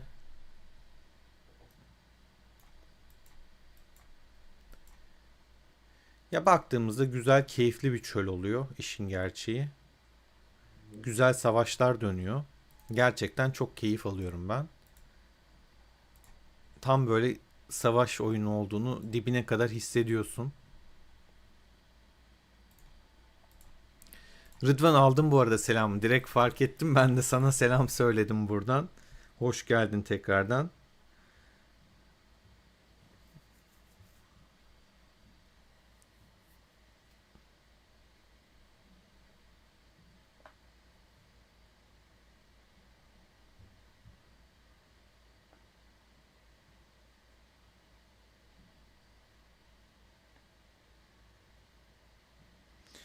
Yemek sipariş vereceğim arkadaşlar. Çok acıktım.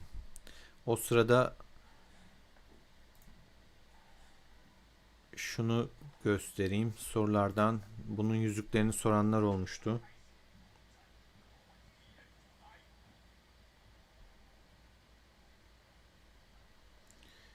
Çok acıktım arkadaşlar. Ya yayını bitireceğim ya da yayındayken yemek siparişi vereceğim. Bir pizza gider şu an ya.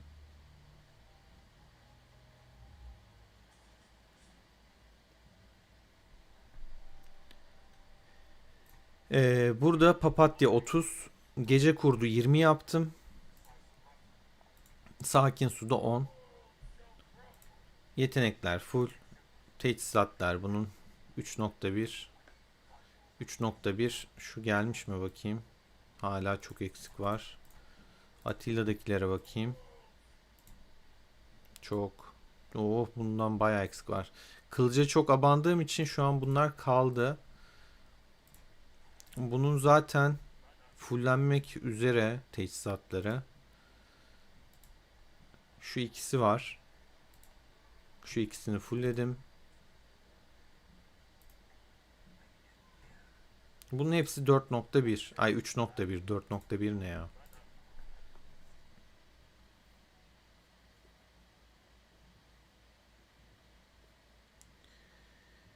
Yarın çok bomba bir gün bizi bekliyor arkadaşlar. Gerçekten. Hani nasıl bir şey olacak merak ediyorum. Bir rastgele daha deneyeyim. Etrafımda farm var mı? Hiçbir şey yok. Bomboş yere attı beni yine.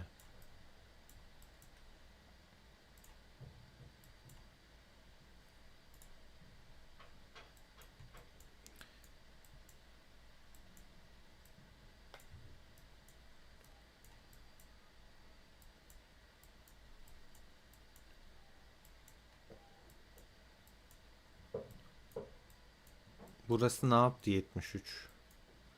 Bakayım merak ettim. Yani burayı zaten dağıtmış şekilde almışlar. Yorumları okuyacağım. O sırada bir de siparişimi de vereyim artık. Bir pizzamı söyleyeyim. Arkadaşlar çok kısa bekleteceğim. Yarın yayın savaşın kaçta olacağına bağlı biraz da. Elimden geleni yapmaya çalışacağım. Açmaya çalışacağım yayın.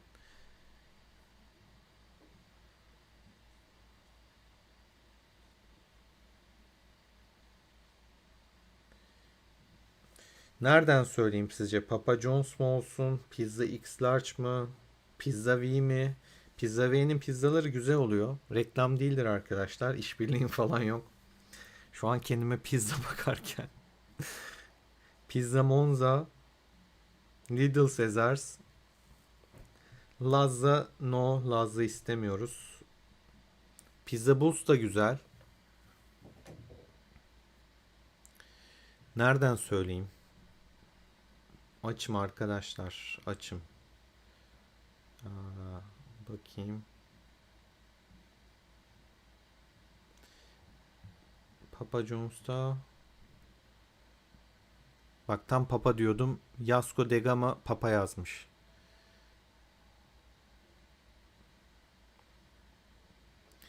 Karışık Papa büyük pizza. Olabilir, olabilir. Şu an gerçekten bir danayı yiyebilecek gibi hissediyorum. Orijinal kenar.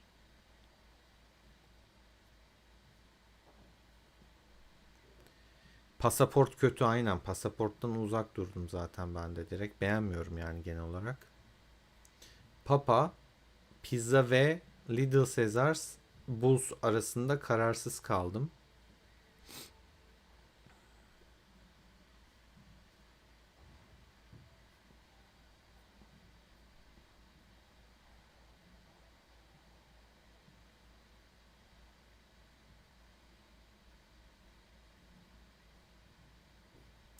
Şeye bir bakacağım hemen.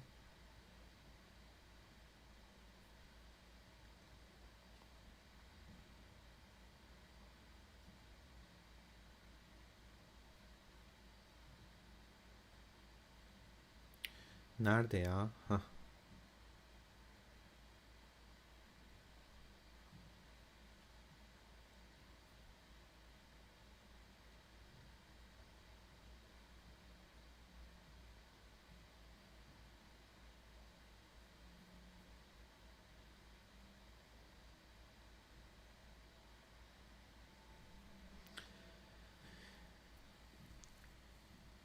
Papa'dan verdim ya. Abi 55-65 dakika diyor, vicdansız ya. Ne yapıyorsun? Şeyden, Fizan'dan mı geliyorsun?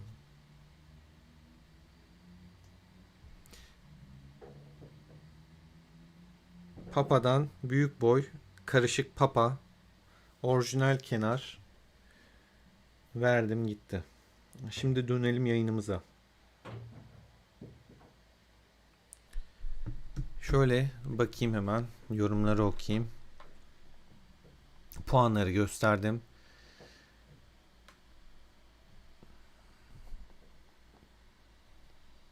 Valla Doruk'ta en iyi dizilimi yapan, evet, o dörtlü alacak.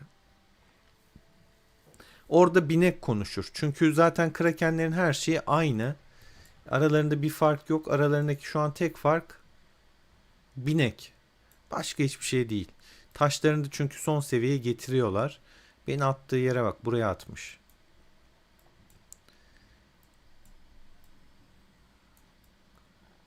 Şurada 2-3 tane farm var.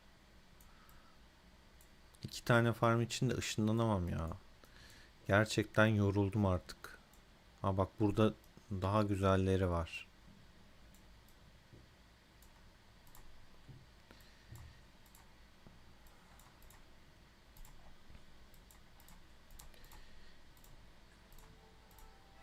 Yani o açıdan ben çok merakla bekliyorum bu Kasım'da gelecek Doruk etkinliğini.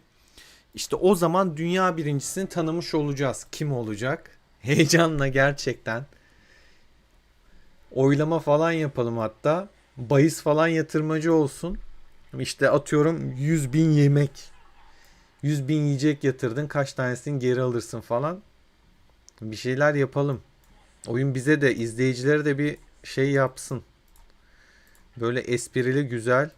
Hemen çekti ya, bu da aktifmiş. Beni beklemiş.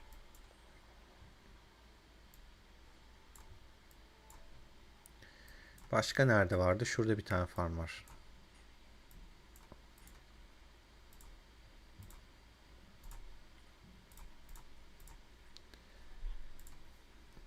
Üç tane farm kaçtı zaten.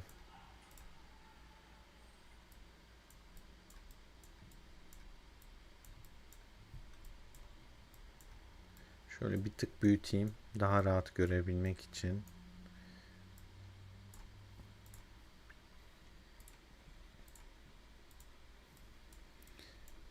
Bak bak, bu da kaçıyor. Ulan hiçbirini yakalayamadık be.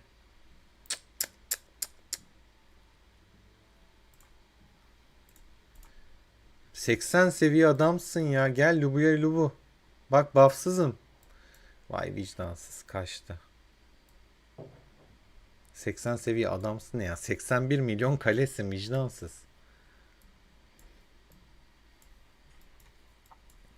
Lubu'ya Lubu vs atsak ne olurdu?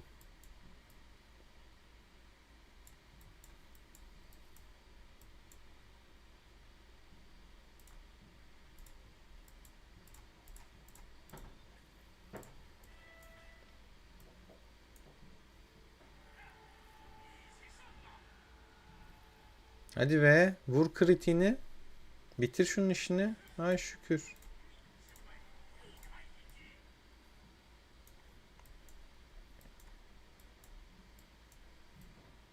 Ya şu tema çok alan kaplıyor. Etrafını görmüyorsun. Bu bile daha az yer kaplıyor.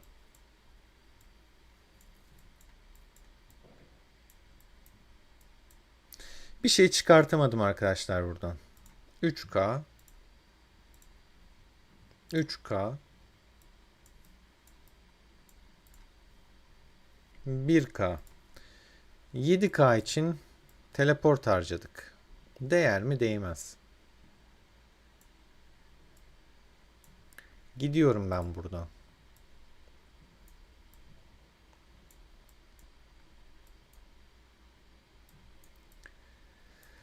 Vallahi gidiyorum. Boşa harcadık. Nereye attı beni? Avra Sarayı'nın dibine attı. Aklınızda olsun.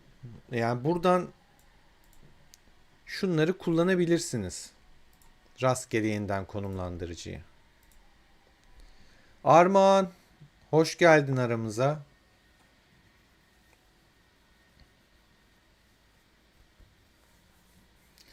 Onur, sizin de elinize sağlık. Güzel savaş verdiniz yine de. Gök ekibine de tebrik ediyorum. Güzel savaştınız. Elinizden geleni yaptınız en azından. Öyle diyebiliriz. TR saatiyle 2'deyse Rıdvan, tam pazar günü gün ortası. Ya gerçekten sıkıntı. Coşkunum, sağ olasın. Elimden geldiğince güzel bir kale yapmaya çalışıyorum. Komplarımı güçlendirmeye çalışıyorum. Hastanem ne oldu benim bu arada? 161.500 yaralımız var. 92k iyileşiyor.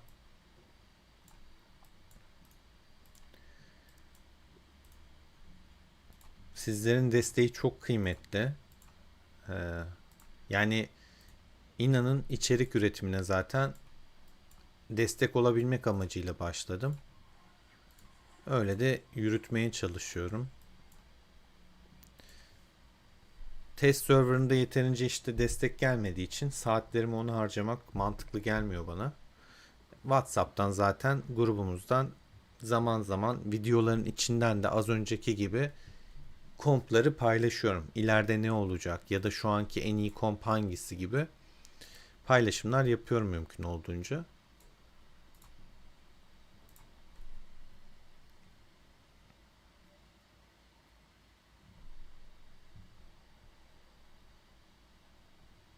Kraken dediğin kaç gücünde Arif? Yani bilinmeyen bir kraken yok çünkü. Kraken'i istesen de istemesen de bilmek zorunda oluyorsun. Adam adını duyuruyor çünkü. Ya da KVK'da basayım ya. Saldırı basacaktım ama KVK'da basayım. Puan olsun biraz. Çantayı da boşalttık.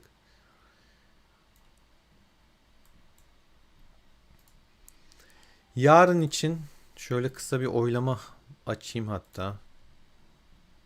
Hemen bir şey başlatacağım. Anket.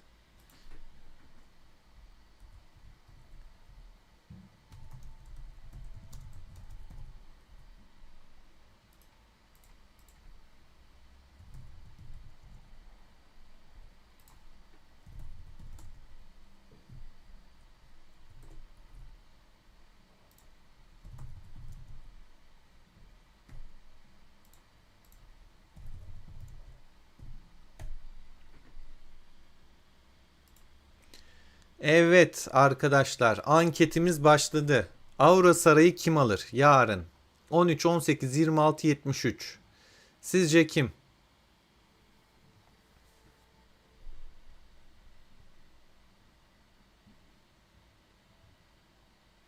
...400.272'de şey mi diyorsun?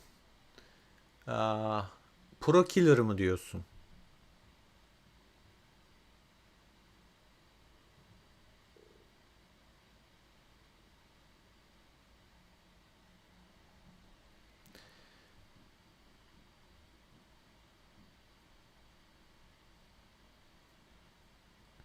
Onur, şehirleri sizden alması çok mantıklı aslında. Hatta bence biz de F'den falan da almamız lazım. Şehirler buff veriyor çünkü. Sizin ittifaka baktığımızda o buff'ları kullanabilecek gücünüz yok. Sahada daha çok onlar var. Doğal olarak şehirleri alması da mantıklı. Bence bizim de mesela F'den almamız lazım. Ama zaten F'de şu an bir şey yok kalan. Bak biz de aldık mesela yani şeylerini.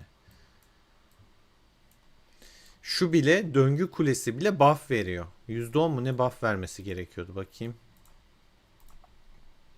Bak, tüm birim türlerinin hasar artışı %6. Yani çok ciddi bir buff. Savaşta işe yarayacak. Bak bu tüm birim türlerinin alınan hasar azaltması %5.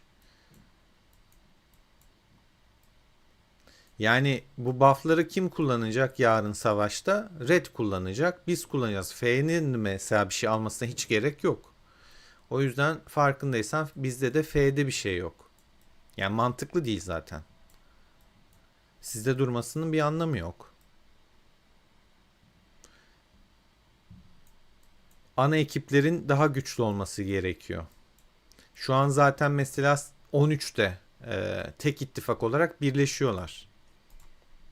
Hani ona takılma o yüzden. 13'te tek ekip olarak toplanıyor. Bak göstereyim. Bak Karadayı CB'den çıktı. Guş'a çıktı. Batiflak çıktı. Q-Seal çıktı. Bunların hepsi yarın S13 olaraktan karşımıza gelecek. Bati çıkmamış zaten. Ya da yeni geçti bilmiyorum. Ya da az önce hızlı geçerken görünmüyordu ama zaten sonuç böyle olacak. S13 olacaklar. Bilginin olsun.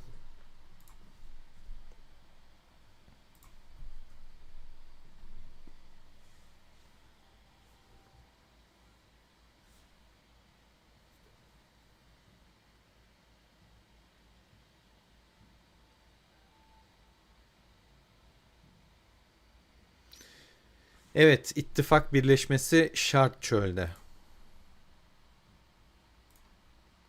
Net.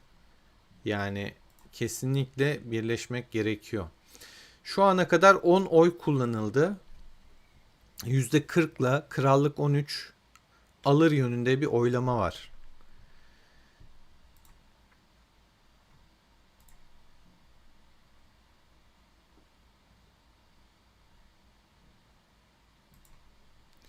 Vallahi 13 güçlü bir krallık. Kraken'i de çok, balinası da çok, kalesi de çok, derdi de çok. Bir de Koreliler var. Koreliler zaten ayrı bir havada deli oluyorlar. 7-24 oyunda oluyorlar. Çok kafa kafaya geçeceğini düşünüyorum ben.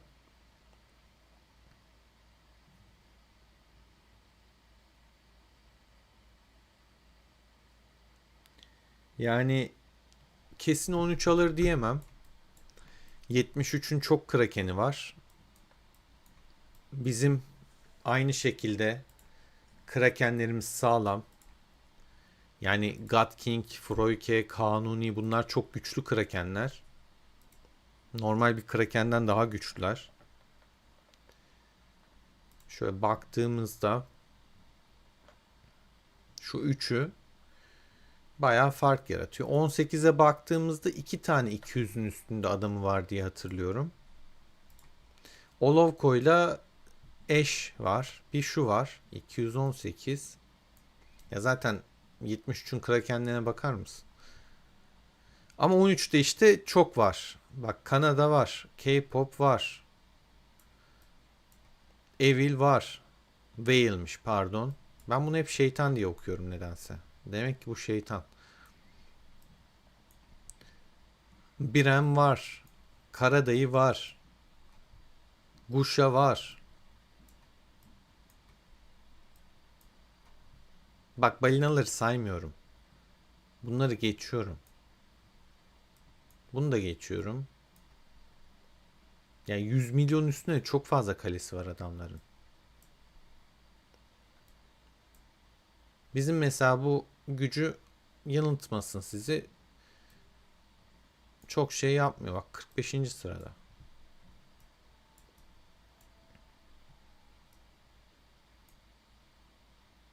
Bak Vesuv 206 milyon.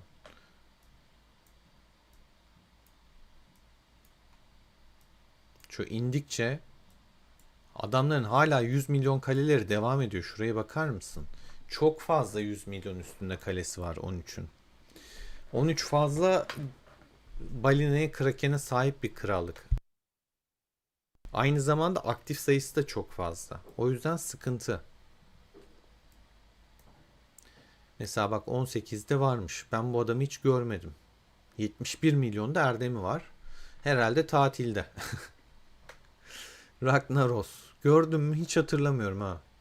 Bayağı da aşağılarda zaten.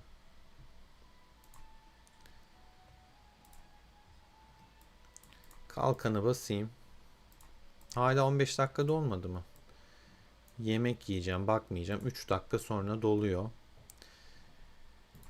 Hemen şöyle bakmaya devam edeceğim. 70'lerdeydim.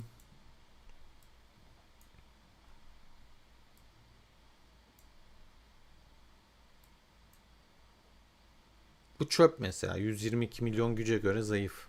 Yani bayağı zayıf hatta bu güce göre bence. Ben kapışınca kesiyorum bunu.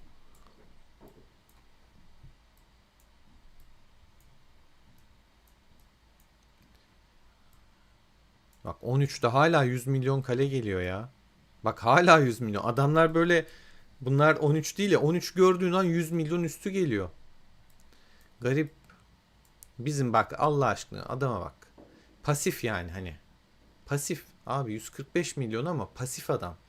Eskiden 26'nın böyle şeyiymiş bu adam. Yok edicisi diyeyim size. Tam bir savaşçıymış sonra bırakmış oyunu. O yüzden artık kalenin gücü de gelişmiyor. Etkinliklerde aktiflik de çok düşük. Erdemi de doğru düzgün artmıyor. Eskiden krallığın yok edicisi bırakmış oyunu. Öyle biliyorsunuz kaleler var oyunu bırakan. Başka birine devreden. Bu Carnegie hesabı da öyle bir hesap. Şu bizde başka bir arkadaşımız da olsa ben almam. Ben kendi kalemi geliştiriyorum. Sizlerle paylaşıyorum. Ama bizim Türklerden birinde olsa var ya bambaşka bir seviye olurdu. Çok da güzel olurdu. Ama maalesef ölü bir kale olaraktan takılıyor yani. Hani şu puanı şunu yapsın ya.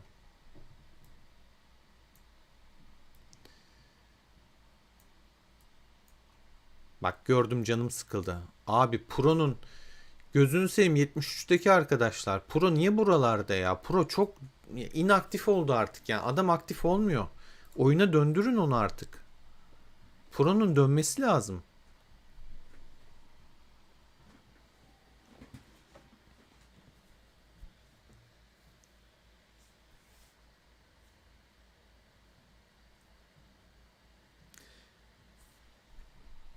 Şu Pro'yu oyuna döndürün ya. Gözünüzü seveyim.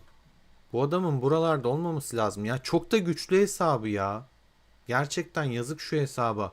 Ta 80 milyondan 60 milyondan tanıyorum. Hintli bir arkadaş bu arada. O zamanlar ilk Arthur'la falan karşılaşmamızdan bilirim. Krallık 77'deyken yani ne günlerdi be. Ne Arthur vardı ha. Keserdi herkesi. Bak bak. Bir arkadaş daha. Bu da çok aktif değil. 73.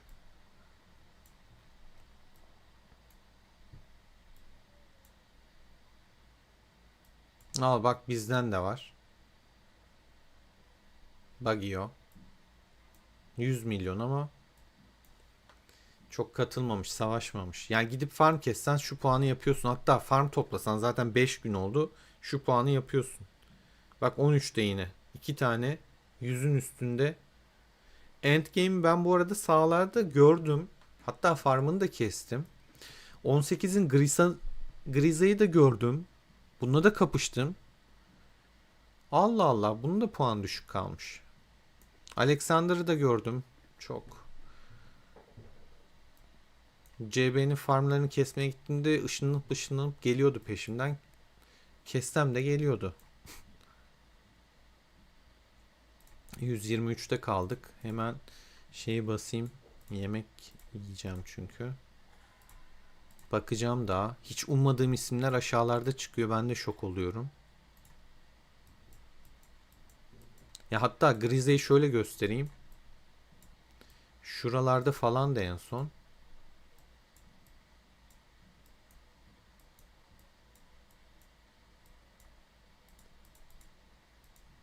Buradaki kaleler full boşalmış. Gitmiş.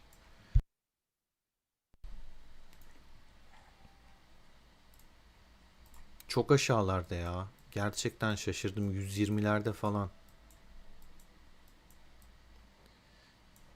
Buralarda kaldık.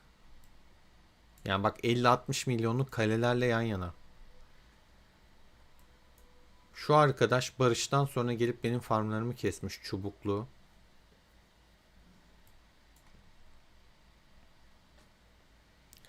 Sturmlinge'yi de gördüm ben. Bunun da puanı çok düşük. 18 bayağı sinmiş ya. Çok sinmiş. Yani savaşlarda gördüm de sinmişler artık. Bir şey yapmamışlar.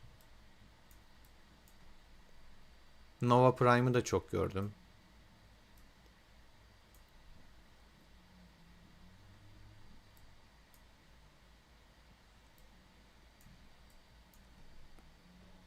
Bak bizim 100 milyonluk kale. Burada olmaması lazım. Yani bizde de var bu arada. Yok değil. Her krallıkta oluyor. Olmaması gerekiyor ama yani. O gücü kullanacaksın abi. Bu etkinlikte kullanmayacaksın. Nerede kullanacaksın? KVK'da kullanmayacaksın. Nerede kullanacaksın? Kızıyorum bak. 107 milyon kale. Bu adamın kompları da güçlü.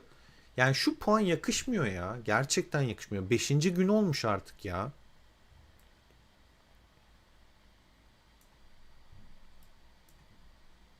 Bak 73'ten.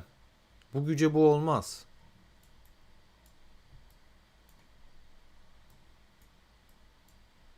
İşte birileri hep daha çok emek veriyor.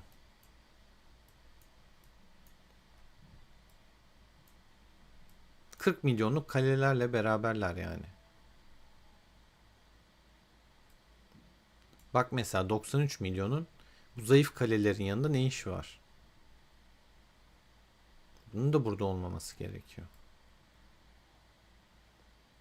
Sonuncu neredeyse yani 200 kişilik şeyde sıralamada sonuncu neredeyse. Sonuncu bizden çıktı ama.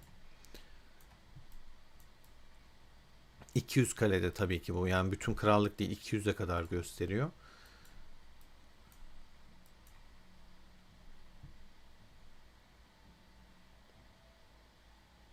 En çok erdeme sahip ittifak 73'ün Crimson Wolf'ü. Zaten aşırı savaşçılar. Sonra K-pop Good People geliyor. 2.1 milyar. Sonra War Gods Club geliyor. 1.8. Sonra biz geliyoruz 1.6 ile. Bak buradan bile az çok belli oluyor. Neden? İşte o 100 milyonluk adamlar çok fazla savaşmıyor. Bu adam yok. Bak krallığın dördüncüsü yok. Ekincan çok aktif değil. Onit 10. adam sıralamada gördünüz yani kompları da çok güçlü. The Dude 12. gördünüz. Ya bunlar olmamalı. İşte bunun açını kim kapatıyor? Ben kapatıyorum. Buradaki adam kapatıyor. Buradaki adam kapatıyor. Buradaki kapatıyor. Ne oluyor? Daha çok efor sarf ediyorsun. Bu pasif olan adamlar aktif olsa çok başka şeyler olacak. Ama her krallıkta var böyle pasifler maalesef. Ta bak aylar öncesinin nerede mi yani? Adam iyi kasmış zamanında oturmuş dördüncülüğe. Yazık ya şu hesaba çok içim gidiyor. Bu da Arthur'lu hesap ama hiç yatırım yapılmıyor. Bizim krallığın ittifakın şu anki lideri kendisi. Zayıf bir Arthur'lu komp.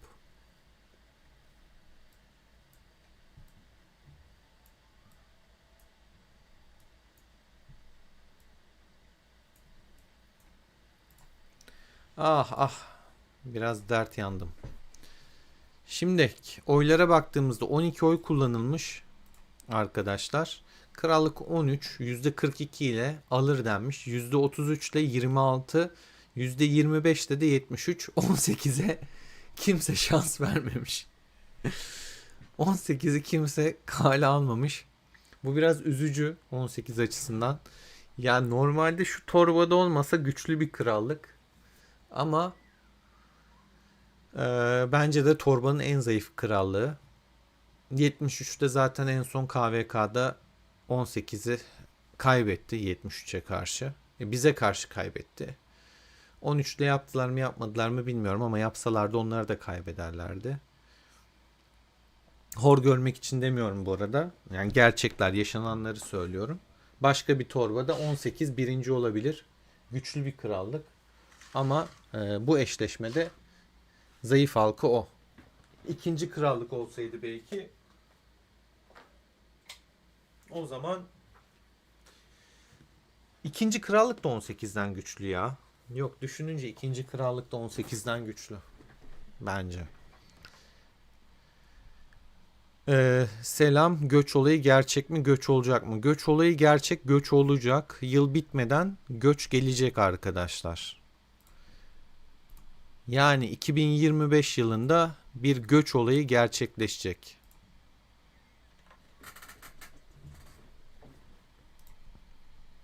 Ha, Kasım'ın 10'u mu olur? Kasım'ın sonu mu olur?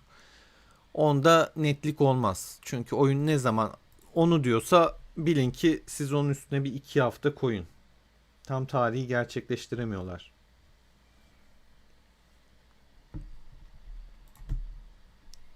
Maalesef o konuda zayıflar biraz. Zaten şu test server'da bile getiriyorlar ama böyle hani alın hadi takılın gibisinden böyle umursamazca bir yazılımla getiriyorlar. Saçma sapan eksiklerle geliyor. Geçen test server'ında mesela taşlarda bazı taşların değeri yoktu. Sıfırdı. Göstermiştim onu da zaten. Bu test server'da da yine sıfırdan karakterleri oluşturmak çok zaman alacak şekilde yapılmış. Şöyle bir erdemlere de bakacağım. Az önce erdemlere baktık. Froki 278.5, Kanuni 224 diyelim buna. 313 John. Krakenler genellikle gücü kadar erdem kasıyor. Bu eş fazla kasmış. Çok fazla kale sıfırlamış büyük ihtimal. Bayağı kasmış. Kapı çaldı, geliyorum arkadaşlar.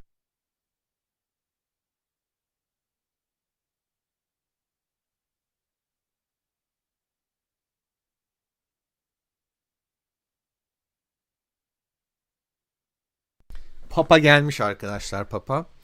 Yayını da bu erdemlerle sonlandırırız. 441 gerçekten çok ciddi bir erdem bu arada. 234, 281, 164, 230, 180, 254, 140, 225, 174, 144. Bak mesela bu düşük kaçıyor. Bak burada bir düştük. Modumuz düştü burada. Hani Kraken misin değil misin? Balina diyelim buna. Ya da savaşmayanlardan. 124. Bak burada da. Görüyor musun farkı? Oo, hele şu. Bu benden düşük erdem ha. Benim 33 milyon. Karadayı bak. Savaşçı adam. Bak. Ah. Bizde de var. Bak bu da. Bu yine iyi bir derece yani. 108'e 56 kabul edilir. 56 deriz buna. Buna da 40 yani de. 120'ye 40 olmaz. 3 kat fark var. Bu yine 2 kat. O yüzden bu bir sayılabilir bir derece de. Bu güzel. İşte bu da. Cihat da güzel. 100 milyon erdem yapmış neredeyse. Monkey de güzel. Yarı yarıya neredeyse. 50 milyona çıkmış. Bu ne? Bu hiç savaşmamış ki. Bunu almasanız da olur ha. 13. Geliyorum.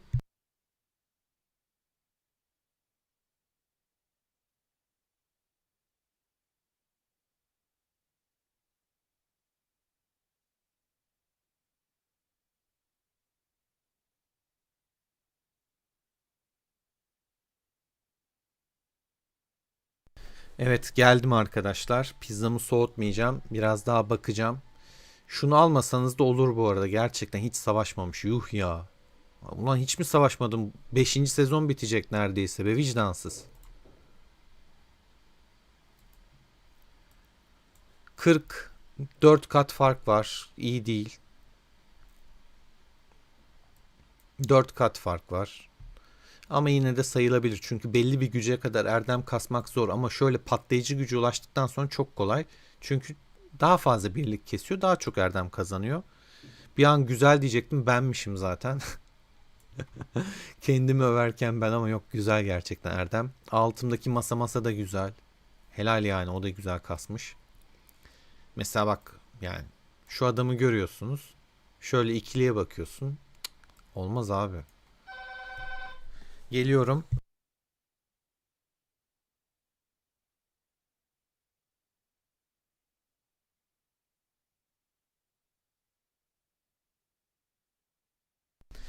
Şimdi onun dışında bak, olmaz.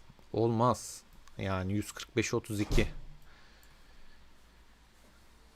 40'a kadar bitireceğim sonra. Bu da olmaz. Yani 13'te çok adam var.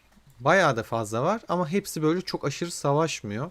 Masteron'un da güzel bu arada. 30 milyon erdem kasmış. Bu da Türk bir arkadaşımız bu arada. Acı Baba zaten 31 milyonda. Evet. Kötü bir şekilde kapattık. 96'ya 13 olmaz. Olmaz. Elim gidiyor. Vallahi gidiyor. İster istemez gidiyor ama pizzamı soğutmayacağım. Bu da kötüymüş baya. 7 milyon ne ya? 75 milyon güçtesin. Evet arkadaşlar, beni dinlediğiniz için teşekkür ediyorum. Kanala abone değilseniz abone olmayı unutmayın. Lütfen videoyu beğenin. Evet, güvenliğimiz de var. Yasko haber veriyor. Siparişiniz var mı diye. Benden onay almadan kapıyı açmıyor. O yüzden koşmam gerekiyor. Haber vermem gerekiyor ona. Kendinize çok iyi bakın arkadaşlar. Seviliyorsunuz. Videoya beğeni atmayı unutmayın. Hoşçakalın.